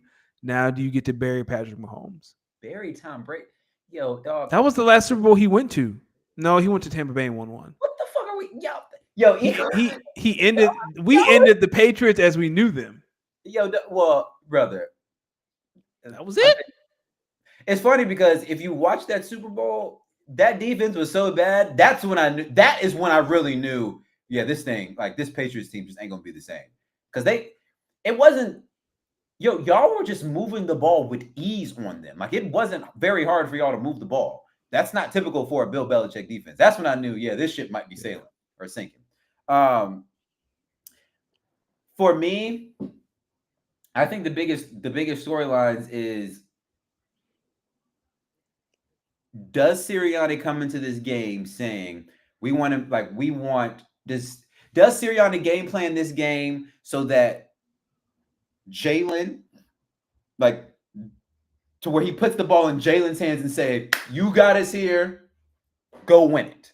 And I'm not talking about fourth quarter type game. I'm talking about from the jump, you see the game plan is, we putting the ball in Jalen Hurts' hands. We got AJ, we got Devontae, we got Goddard, Calcaterra, we got Saquon in the backfield.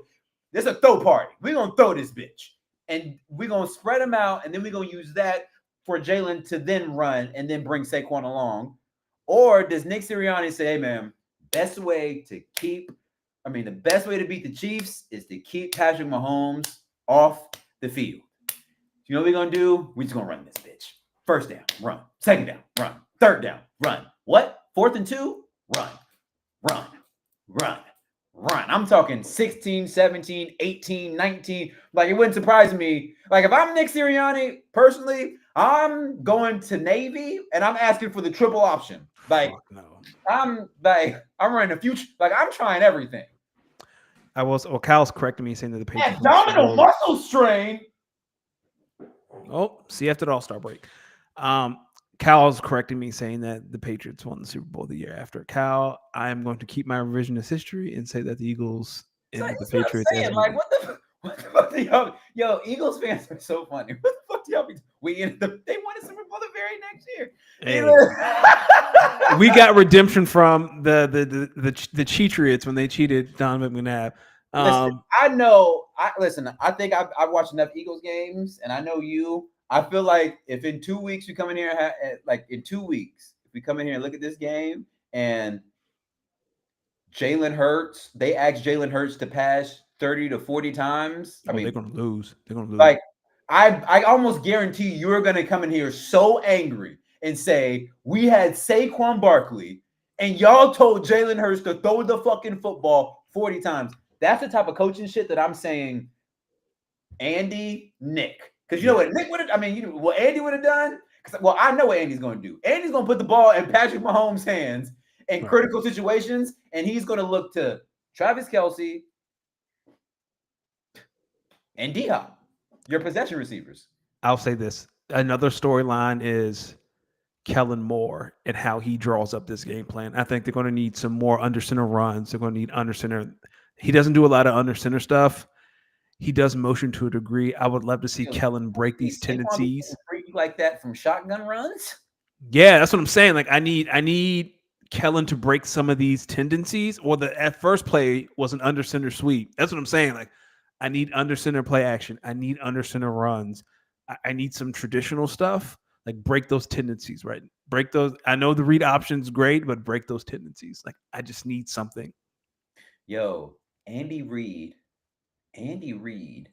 ran a Patrick Mahomes read option on 4th down. I said, yo, that is some of the most sick fucking play calls. Yeah, did you hear Tony? Tony was like, yeah, he usually don't put Patrick in harm's way like this. And I was like, yo, that's when I knew, yo, Andy is the oof. But if you're Andy, it's genius, right? Because everyone's scared to hit Patrick because you think the flag is coming. Yeah. Well, fuck it, go run. Yeah, so fuck it. Here, get you a little Lamar Jackson on quick read option. Boom. Yeah, go for it. They're scared to hit you. And Buffalo. Yo, dog, if y'all keep seeing the brother keep scrambling right, why the fuck do y'all not put a spy or somebody on that side of the field? Y'all didn't they at one point? Who's They eventually had to. Yeah, well, I'm thinking about Nick Bolton and Josh Allen. It's funny because you're just like, yeah, and Steve Spagnuolo. Why does nobody ever poach coaches from the Chiefs? The Chiefs say no. Spag said, I was the coach of the Giants. I never want to do that shit again. That's it. Yeah. Yo, Patrick did run that dude over, but I'm saying, like, you can't go full force at Pat because you know he might just fall. Flag. That was DeMar Hamlin he ran over. Yo, you know what? It's funny because that's what they did. Wherever DeMar was, they ran right at him. Where's DeMar? We running at him. Because they basically saying, yo, he don't be wanting to tackle for real. He done died once on this field. He ain't trying to die twice. And what's funny is if you were watching that Chiefs-Bills game, they were like, yo, the Chiefs play a lot of nickel defense. They line up. They like to stay in nickel a lot. And they were like, yeah, if Benford is the key here because, like, he's the really big one. The very next play, Benford goes out. Guess who took him out? DeMar Hamlin. Because they ran right at him. And they had to make a tackle. Boop. But that's the thing, though. And I'll say everyone keeps talking about the Chiefs' defense. Like, the Eagles' defense is going to be the best defense the Chiefs have played all year. Like, other than the Broncos. Well, the Broncos, they also played the Ravens, too. First game. The Ravens' defense was overrated this year. The Eagles beat the hell out of them. Well, best run defense, mid. No, well, here's the thing. Marlon Humphreys actually said the Eagles were the only team that flat out just beat us. He tweeted. He knows. He said, and someone quoted it and was like, yeah, all the other losses of y'all's is basically y'all beating y'all. And Marlon was like, yeah, the Eagles were the only team that just flat out beat us. So take that as a compliment. So, all right, I don't need to ask you. You got the Eagles. You got a score? I don't. This is the only game I've really been nervous about all year since the Packers game week 1. Like, I can totally see a world where Patrick does something Patrick-y and they win by 3. But we just can't waste this season from Saquon. Like, whatever the over-under is for Saquon, if James Cook could get busy, I can't wait. Ladies and gentlemen, man, this is tough. This is tough. What's funny is player wise, the Eagles have a lot of players that I look at and say, I'd be happy if that. I wouldn't be upset if that guy won a ring. Saquon at the top of that list. If like this guy got a ring, I'd be really happy for him. Devonta Smith, AJ Brown, not IG caption man. I'm good. CJ Gardner Johnson. No, your quarterback, IG caption man. Oh, okay. But here's what I will say. As cool as I think it would be for Saquon to win a ring, it does not overshadow how miserable, fucking god awful Eagles fans would be for an entire offseason. But take a step back from that. Do you know the last time in any of the American professional sports leagues we've seen a three-peat? You know the Lakers. You motherfucking right. The Kobe and Shaq Lakers. Over, like, we're talking about a quarter of a century ago almost. Yeah, almost. Now, I get it. Everyone says they're sick of the Chiefs. But history could be made. Well, history's going to be made regardless because Jalen is the only quarterback to lose his first Super Bowl in return. So no quarterback who has lost their first Super Bowl has never returned, let alone won it. So one of these, someone's going to get broken. Yeah, but that's, dog, I promise, this is not to be disrespectful. If the Eagles win, nobody gives a fuck about that stat. No. I think that's an amazing stat. No one gives a fuck about that stat. Okay. Yo, dog, in that long history of great teams in the Super Bowl era, because the Packers did three-peat, but that was during the NFL World Championship days. In the Super Bowl era, we have seen teams get close to the three-peat, but we've never seen the three-peat. Never.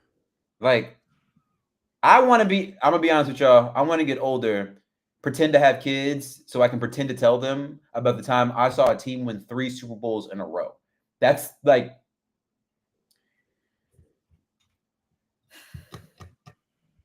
I'm listening. Listen. This is my final point.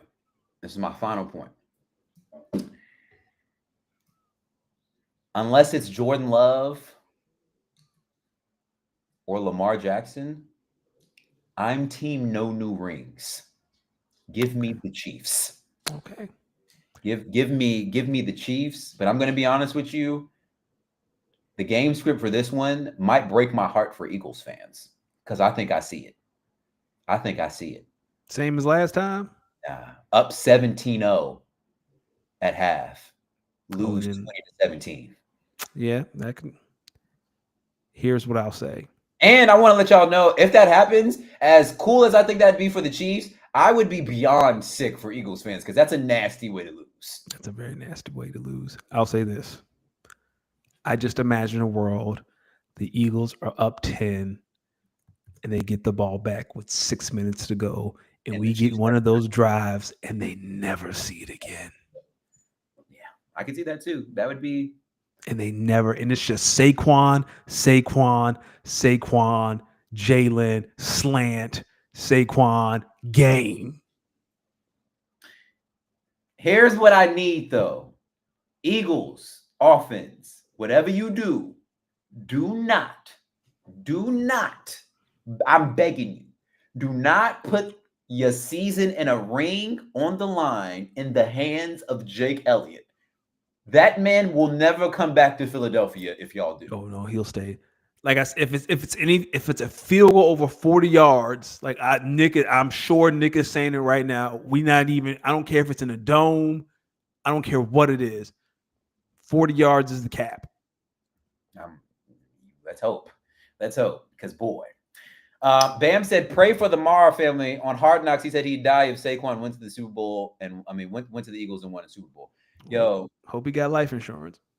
It's funny because with every Eagles victory and the closer they get to this championship that they might win in a couple weeks, I sit there and say, how does Joe Shine, the GM of the Giants, keep his job? Like, how does John Mara wake up every day and not want to fire this guy? Dog, he'd have been gone. he'd have been gone. Because like I think John Mars looking at it like, yo, dog, you could have just paid him what he wanted, and it would have been addition by subtraction because the Eagles wouldn't have got him. Nope. And they would not have been this good. Hell no. And then he's like, so you didn't pay him so you could pay Daniel Jones, and then you end up cutting Daniel Jones? Ooh. Now, here's how I could also see the other game script of this going, and this might appease you. I could also see this looking a little bit like the Super Bowl that he did lose, Mahomes. You know, I was thinking that. I was like, there's something in my spirit, like this could just be a motherfucking blowout. And let me tell you, if they blow the Chiefs out, I ain't going to work Monday. I'm already going to the parade. I'm buying train tickets now. I'm looking at like when the parade would be. I'm going to the parade if they win, regardless. But if they blow Patrick out, I'm drunk Monday. Because they do got, I think it's either they moved Joe Tooney out to left tackle, which means that right tackle is Mr. Always offsides, always false start. Yep. He I think he false starts on every play. They just and I'll say Zach Baum has been the best linebacker in football this year. Like, I just feel like he is going to make a play. Like, Patrick is like, oh yeah, Kelsey's going to be open up the seam, and Zach is just going to be there to take it. Like, I don't know why. Like, the Zach Baum interception is coming. I hope, because the worst thing that could happen is Travis Kelsey start getting busy on Buddy. Then you're gonna be mad. Well, here's the thing. Kelsey always catches stuff short. You know who coming up the rear, Pauls, Jalen Carter. He gonna punch that joint. Don't even worry about that. He catch a little 3-yard in route. 98 gonna say, "Come here, boy." Yeah, yo, I know they be like breaking people's forearms out how hard they be punching. Speaking of punching, Jimmy Butler in the NBA right now, he's punching air. Jimmy Butler is punching air right now because he found out he was not the starter yesterday. He found out he is no longer the starter yesterday, and he's officially been benched. And he got so mad, he just left practice. Fuck it, I'm out of here. And they have officially suspended him indefinitely. Now, as funny as this is, it gets funnier because he then went on Instagram to post a video from Martin. If y'all haven't seen Martin, there's a certain character on Martin named Tommy. And Tommy, throughout this show, has never had a job. It is an ongoing running joke that Tommy never has a job. So Jimmy Butler, knowing that he is now indefinitely suspended, he took to IG to post that he, like Tommy from Martin, has no job. Ain't got no job. Ain't got no What's job. even funnier is that I later found out as I got older, that was a for real running joke in the show. Like, they intentionally made it so that no one ever knew what Tommy did for a living. That's funny. Let me get your thoughts on this one. Like, what the fuck? What do you do if you're? Do you think Pat Riley holds on to Jimmy Butler as like a no, like I run this ship? Because Pat Riley is stubborn. Yeah, I mean, it ends the way it always ends with Jimmy Butler. Like, this isn't a surprise, but here's the thing. Like you said, Pat Riley is the godfather. Pat Riley, not only will Pat Riley not trade him just out of spite, Pat Riley will tell him to go home for the rest of the season. Oh, you ain't got no job? You think that's funny? Yeah. Oh, yeah. Oh, you ain't got no job? Like, you on IG thinking shit a game, huh? You know what? I know that reference, Jimmy. Yeah, I was old enough. You know what's even funnier? Jimmy Butler is currently in a little child support dispute because his BM trying to get $10K extra, like $10K more a month. That's a bold strategy for Jimmy. So I know Pat Riley like, oh, so you think shit funny? You in a child support issue right now. You know what we gonna do? Don't worry about it. You suspended without pay. Now go back to your baby mother and tell her there's a reason why you can't get that 10 extra. Yo. So apparently, as of today, though, the Heat are lowering their asking price And now yeah. the Warriors and the Suns are back in potential trade talks. The thing is, any Suns deal is going to have to include Bradley Beal, and Bradley Beal is going to needs to sign off on it. So I don't know where this is coming from Phoenix, unless Bradley say, "Yeah, I'll go to Miami." Screw it, but it doesn't sound like he has. Hey, yo, Phoenix is clearly trying to get rid of Bradley Beal, though. They do not want him. So it makes me wonder why did they trade for him last year if they just didn't want him, or maybe that was Frank Vogel who thought he could do something. Yeah, I was about to say that sounded like that was a decision made by someone who is not there anymore. Shout out Frank Vogel. Shout out Frank Vogel. At least He won a championship. Yeah, he did. AD, before he fucking went out tonight, he had an interview with Shams, and he basically said there is an agenda for Wemby to win. There's an agenda being pushed by the NBA for Wemby to win Defensive Player of the Year. So then I went and looked, and Wemby is leading most defensive categories over AD, who's probably like second or third in most defensive categories. But when you watch Spurs games, Wemby be kind of getting cooked from time to time, a little bit more than and dunked on. Yeah. And I'm watching a game right now where there is no Anthony Davis, and I'm just saying, okay, he is clearly not only the best player on the team, but he is the key to our defense. I think Anthony Davis might have a point here.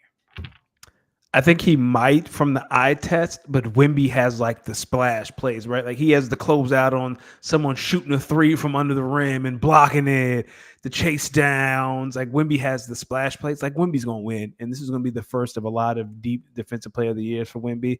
But AD has a point. I'm not saying he doesn't. I think they should give it to AD this year so he can finally get one, and then next year we'll start the Wemby. But Wemby got the plays, man. Like can't no one else do that. There's no one else who can close out on a 3-point shooter and block it while it's in the air. Well, AD in the paint really, with them hitters.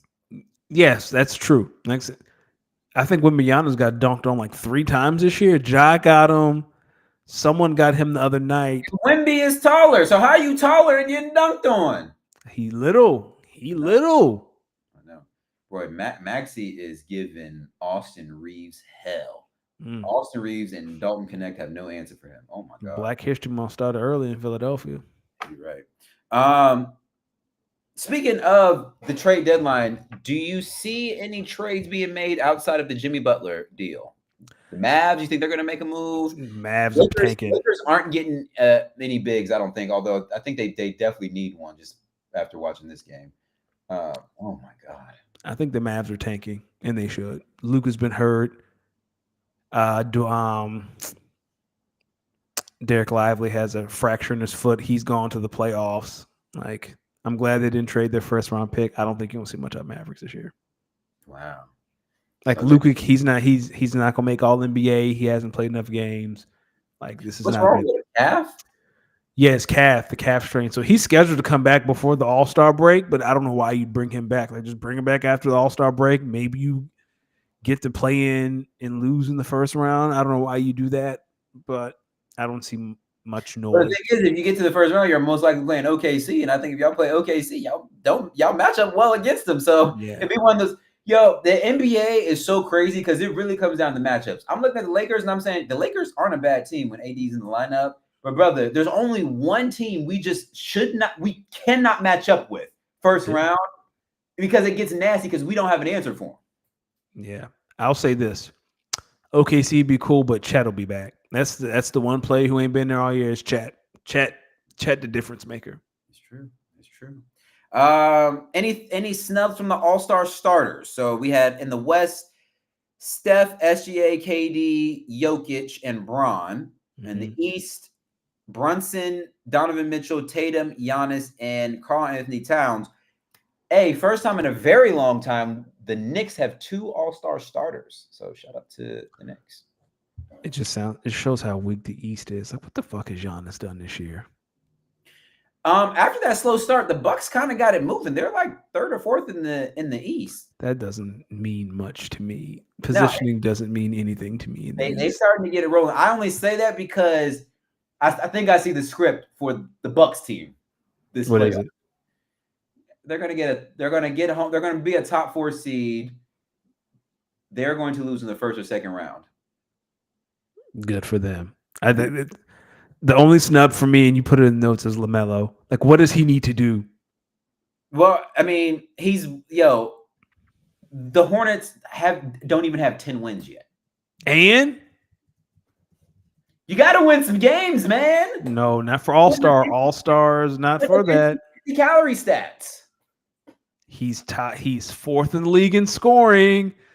LaMelo should be a starter. Well, he'll be there. You got to, brother. He don't have. Yo, dog. You realize most of these teams have played like close to what 40, 50 games, and the Hornets don't have 10 wins. It's not LaMelo's fault. He's so fun he be so careless, and it's so fun to watch. He plays all-star basketball every night. Yo, there's a few NBA teams out here that have had like 10-game winning streaks. And the Hornets don't have 10 wins. I don't know who you take off, but LaMelo should be a starter. I don't care if you take Giannis off. That's not going to happen because I'm sad that there's no Luka starting. Yeah, man. Luka's whole season has made me sad. Yeah, it's sad, man. It's sad. The game needs that white boy. I saw the highlights of that 72-point game the other day versus the Hawks. He was getting his stuff off, bro. They had no answer for him. Just nasty. You better make it.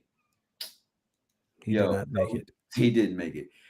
Saturday night's main event. This is actually a decent one. All the champions end up retaining. Gunther, Braun Breaker, Rhea. The contract signing between Cody and KO made me laugh. Yes. Shawn Michaels and that Sweet Chin music had me so fucking weak. He was sweating through that shirt. Oh yeah. What do you think is going to happen this upcoming week in the Royal Rumble though? This is one of the rare times I don't know who. Like, there's no clear winner to either Rumble. I don't know, and this is great because that's how it should be. Part of me wants to see. Part of me thinks CM Punk's going to win it. Part of me thinks John Cena's going to win it. I think it's going to be John. Like, they keep talking about he's not going to get it. He's going to get that. He's going to break. Is it Ric Flair or Hogan? Ric Flair's.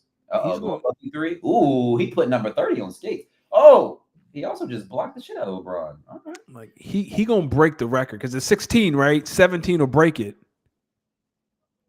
And Charlotte's gonna win the women's Rumble. I think it's 17 and 18 might break it, or whatever. You get it. Yeah. Yeah. And Charlotte's gonna win the women's Rumble because she's scheduled to return. That's gonna piss me off. I'm not gonna hold you. We have to stop this. You know, as soon as Charlotte walked through the door, she get a title shot. It doesn't matter. Like, why can't we just have, I don't know, man. Why can't she just be a singles, right? We don't always have to put a belt on her. She can just be a wrestler. I mean, that's the only thing that makes her interesting, though, is a belt. She's all the 4 horsewomen have had different variations of their character except Charlotte. Charlotte has been the same from NXT all the way to here. Probably because she probably doesn't think she needs to. Because she's not interesting without a belt. True. I can see that. Yeah. Yeah, she can't talk. She don't cut good promos. Her matches are okay. Like, she's a good technical wrestler, but like, she's not interesting without a belt. Let me tell you someone whose promos have really started to grow on me. Jacob Fatu. Might be my new favorite promo. Yo, anytime I see Jacob, he just be walking. Yo, I'd be like, damn, this is kind of intimidating. What he say to fucking what's dude name? Braun Strowman? He was basically like, I'm gonna beat your ass from this side of the arena to that side of the arena. You know who he is? He is a realistic version of the Boogeyman. Like when he talk, like, oh man, is he for real? Oh yeah, now I'm looking at Jacob Fatu like, he's not playing. That's not a character. That's him. He is him. What's funny is I bet you Jacob Fatu in real life is like the nicest dude ever. And then you got Tonga Loa standing beside him. Damn, this motherfucker crazy. Oh yeah. Hold on, no. I gotta look it up. Oh man, hold on. But maybe it'd be cool if Fatu won the Rumble. He won't. He and Strowman gonna throw each other out. And I don't know if Fatu's ready to headline WrestleMania just yet. Do you think Sami Zayn wins the Rumble? I don't know if they'd give that to Sami Zayn. No. Where is it? I'm trying to. Who else is a legitimate? There really aren't many legitimate. I mean, Seth. Do you give it to Seth? Nah. Here's what I think is funny. I think.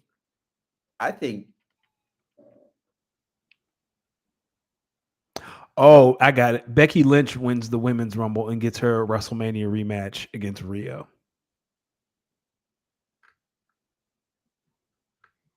Wait. So apparently.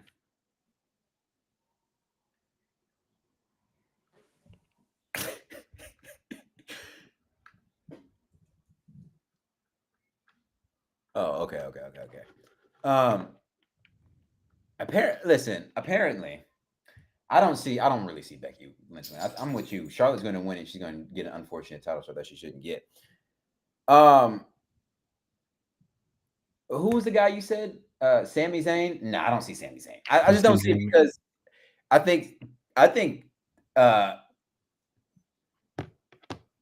think there's either a Sami Zayn or Seth Rollins heel turn coming.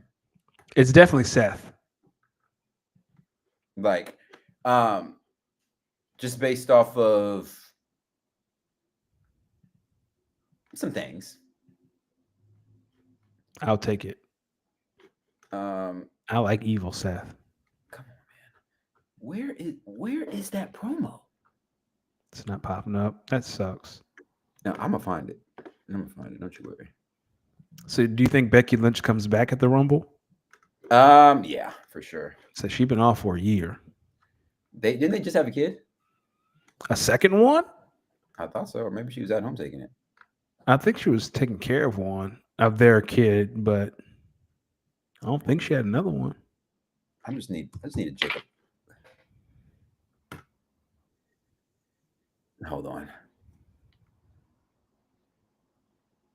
I just want to see the promo. Bro, I'm tight.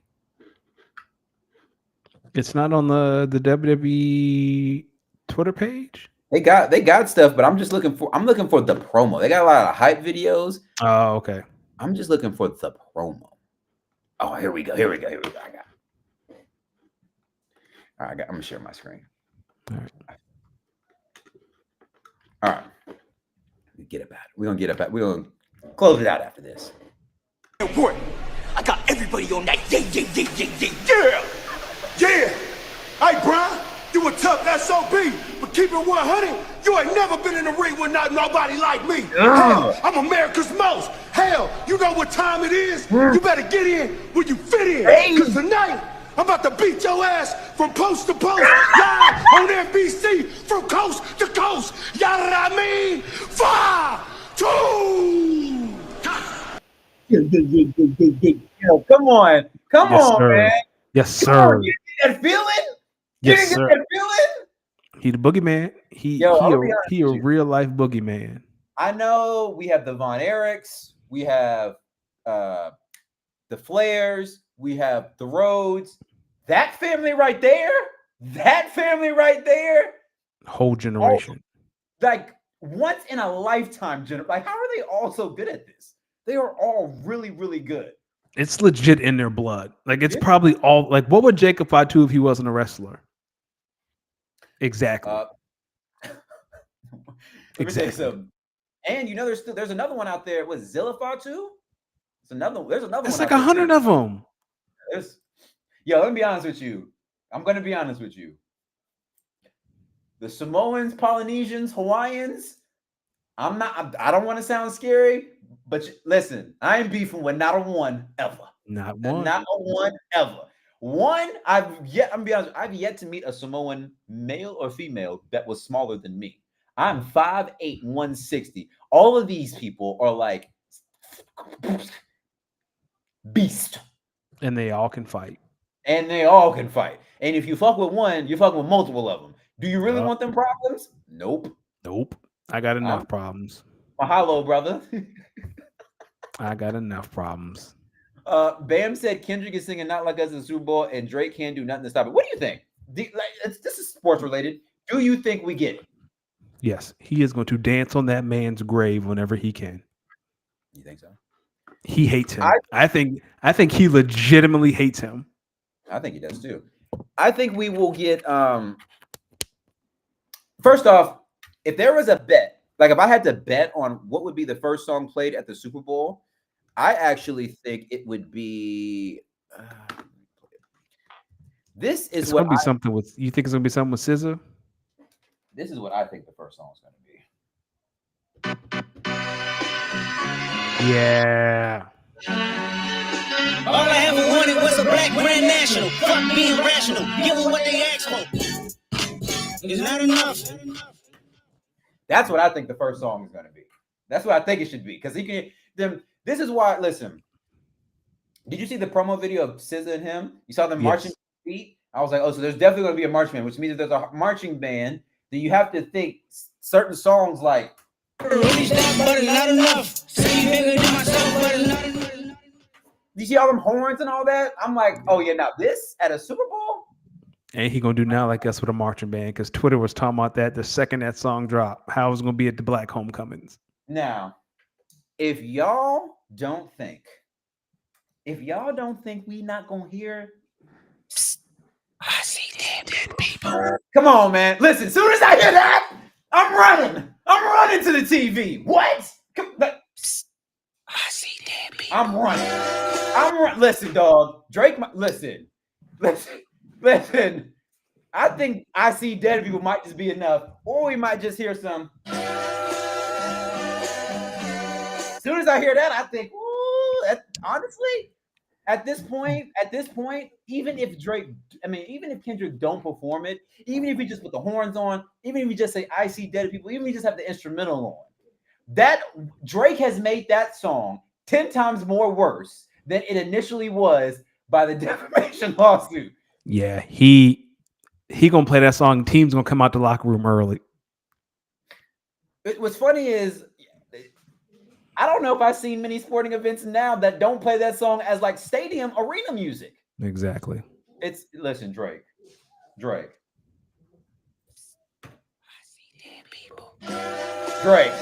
There's nothing you can do about this one. Nothing.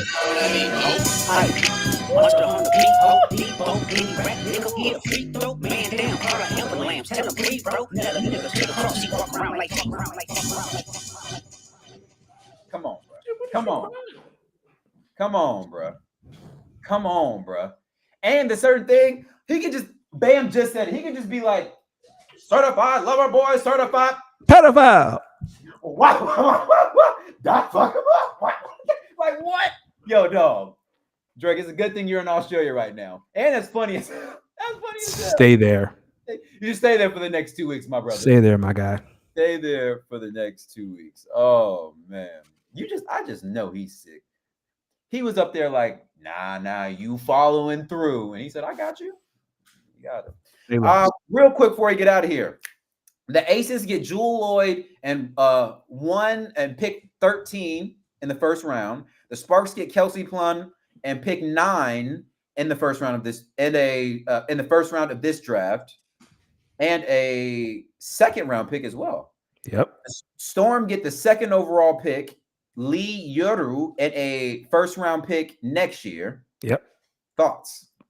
I love it for that. I told you I love it for the Sparks, man. Our Sparks, we might be back. Like you got Cameron Brink, defense. Rakia can score at all 3 levels. Kelsey has won championships. She can facilitate. She plays defense, and you get 109, and you get a second round pick. Now this draft isn't that deep, but you can still take 109 and go get another experienced veteran for a team that's rebuilding. We'll talk about Connecticut in a second. Like the Sparks, like I love it for the Aces, right? Jewel Lloyd is amazing. She's a scorer. The Aces are just going to score and run people off the floor because they ain't going to play an ounce of defense outside of Asia with this lineup now. Like, well, I'll take that back. They're going to play little defense. I mean, they get pick 13. So like, yeah, but you got Jackie Young. So Jackie's going to take the team's guard and they're going to funnel everything to Asia. Like they're still going to play defense, but they're going to try to score 100. Like they're going to try to score 100 points every game with Jewel, and they're going to beat you like that. But for the Sparks, I love it. Like the Sparks won this to me. Like, sure, the Aces might get a ring out of this, but I think the Sparks are just they're gonna set themselves up. Listen, yeah, I love it for the Sparks. I love it too. I'm glad that I became a Sparks fan last year, cemented my legacy as a Sparks fan last year, and now I can just Now if they can keep a coach, things will be fine. damn, they got a roster. I mean, they switch coaches like every 2 years. Well, They can't keep a coach. That's probably like that's a Los Angeles thing between the Lakers and them. That's fair. You gotta do it. What about Connecticut? So they get Rebecca Allen, Natasha Cloud, and pick 12 in this draft for Alyssa Thomas. Yeah, so for those who don't know, Alyssa Thomas is she plays in Connecticut. She's an MVP candidate every year. She's one of the best guards in the league. Connecticut got fleeced, man. You got pick 12 in a draft that's not that deep. Like it's Paige. Well, Juju's next year. I don't know what Connecticut's thinking. Like Rebecca Allen and Natasha Cloud are pieces that help a championship team get over the hump. They are not foundational pieces for a team going into a rebuild. What do you say to those who think that? I mean, who would you have asked them to get? Like, if Paige, you said Paige is 101, then Paige is like it's not a deep draft. It's Paige. I'm forgetting someone from South Carolina. Like, there's like 5 players, right? It's not a draft where you're going to get South Carolina, like the Samoan girl. Yeah, that's what I'm thinking of. Pow Pow. I'm thinking of her. Yeah, she's really good. And then I believe there's someone else. Samoan girl. Pow Pow. That's all good. It's Pow Pow. And then there are a few other you are not going to get a game changer at 12. Like if I was Connecticut and I'm talking to Phoenix, the conversation starts with Kalia Copper. Like that it starts like you got to give me something. You're not going to get Copper, but you have to because Brittany Griner might leave, Diana Taurasi might leave. So I get it for Phoenix. Okay, Diana, please hang it up. Diana said, if you're gonna give me this money, I'm gonna take it. Hang it up, Diana.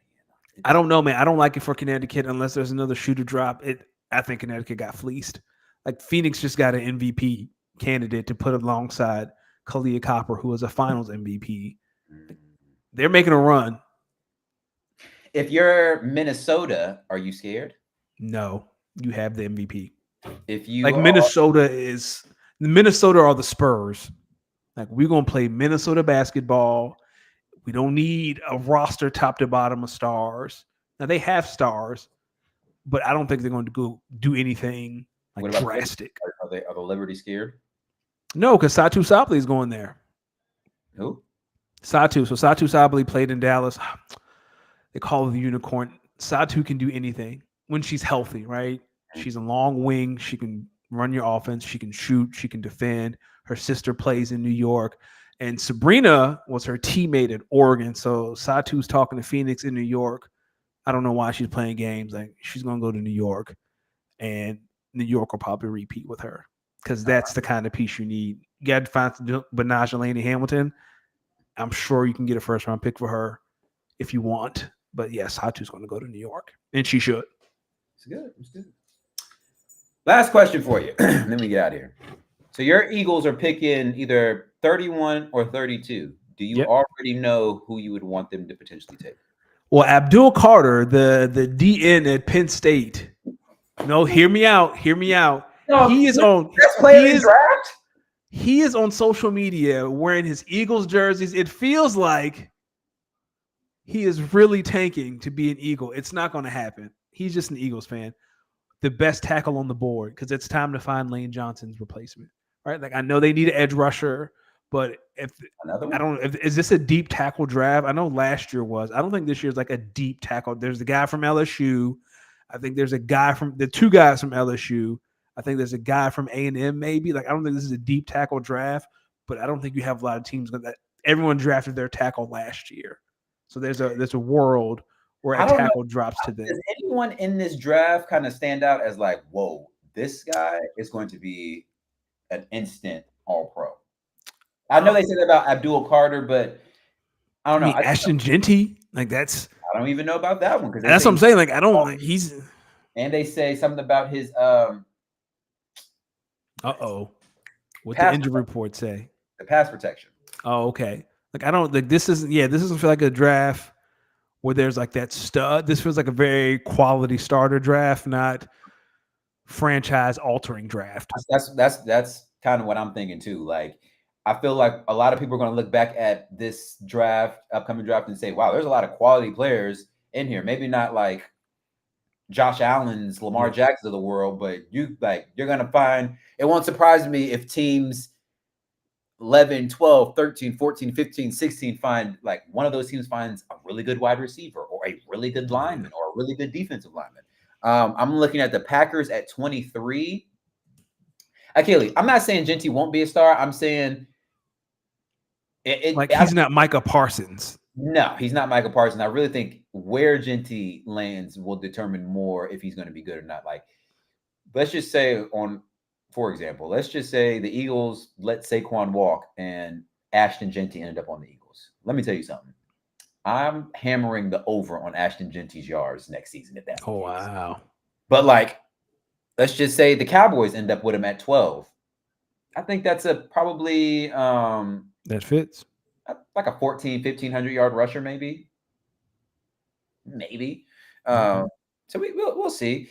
The Packers at what is that, 23? Listen, either get the best available defensive lineman or please draft the best corner.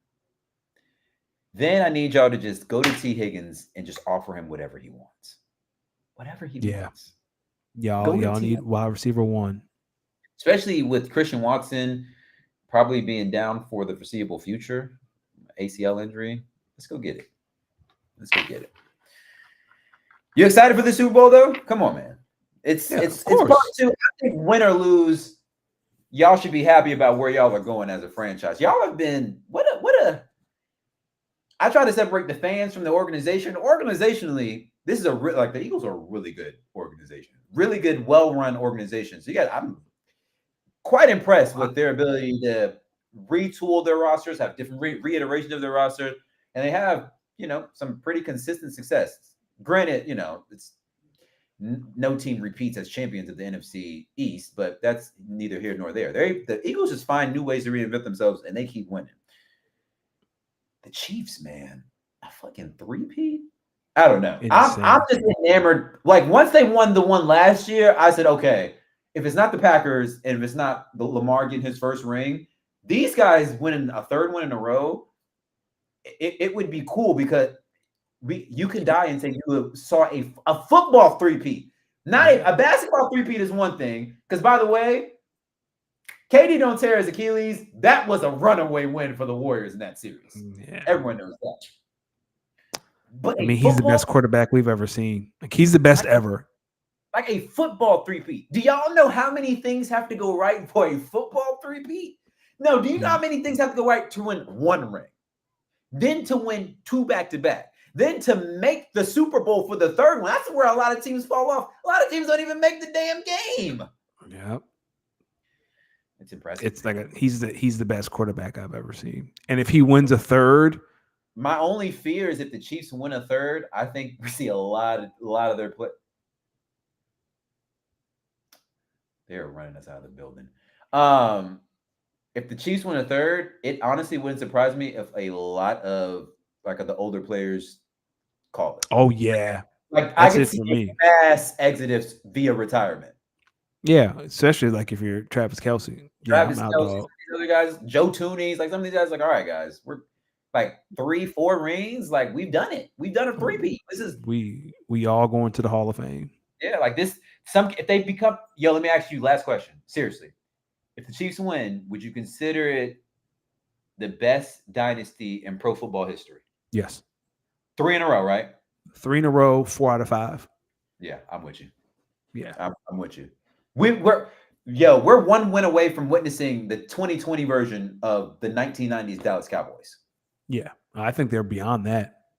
They've already won 3 out of 4. If they win, it'll be 4 out of 5. Because Dallas won 4 out of 5 or 3 out of 4? I think they won 3 out of 4. Yeah, they won 2, lost, and either they won 1 and lost or 1, 2 and lost, and they won 3 out of 4. Pat's already there. Yeah. Here's the thing, Bam. So Pam, and then we can get out of here. Bam said, "Let's see Pat in a full rebuild. They can't As long as he's there, can't ever be in there a will be no rebuild." Yeah. And we laughing, but yo, they got Rashee Rice coming back next season. Yeah, like Bam, there is no rebuild with Mahomes. That's how good he is. There is no rebuild. Buffalo, don't ever trade with your biggest ops, especially if the person they're going to draft is going to be the same person who's going to come in and give y'all buckets in the game. Dog, poor guy, head ass re-GMing.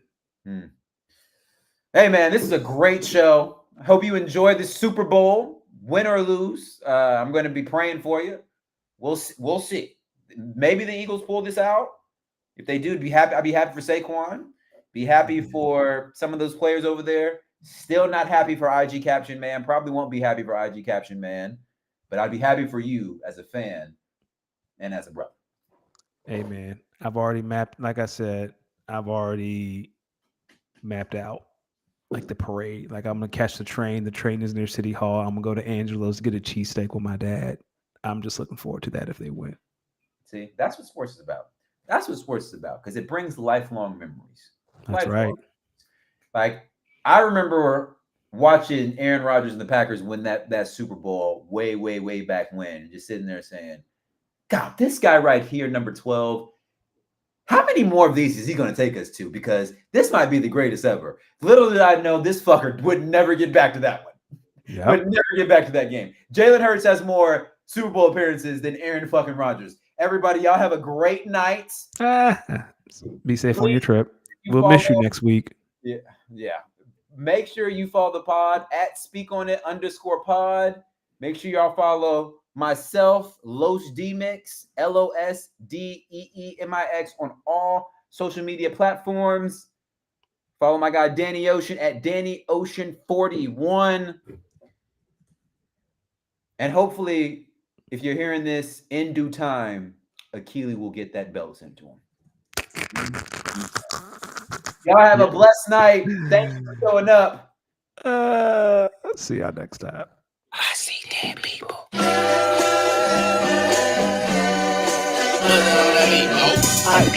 Watch the 100 people, rap, nigga, here, free throw.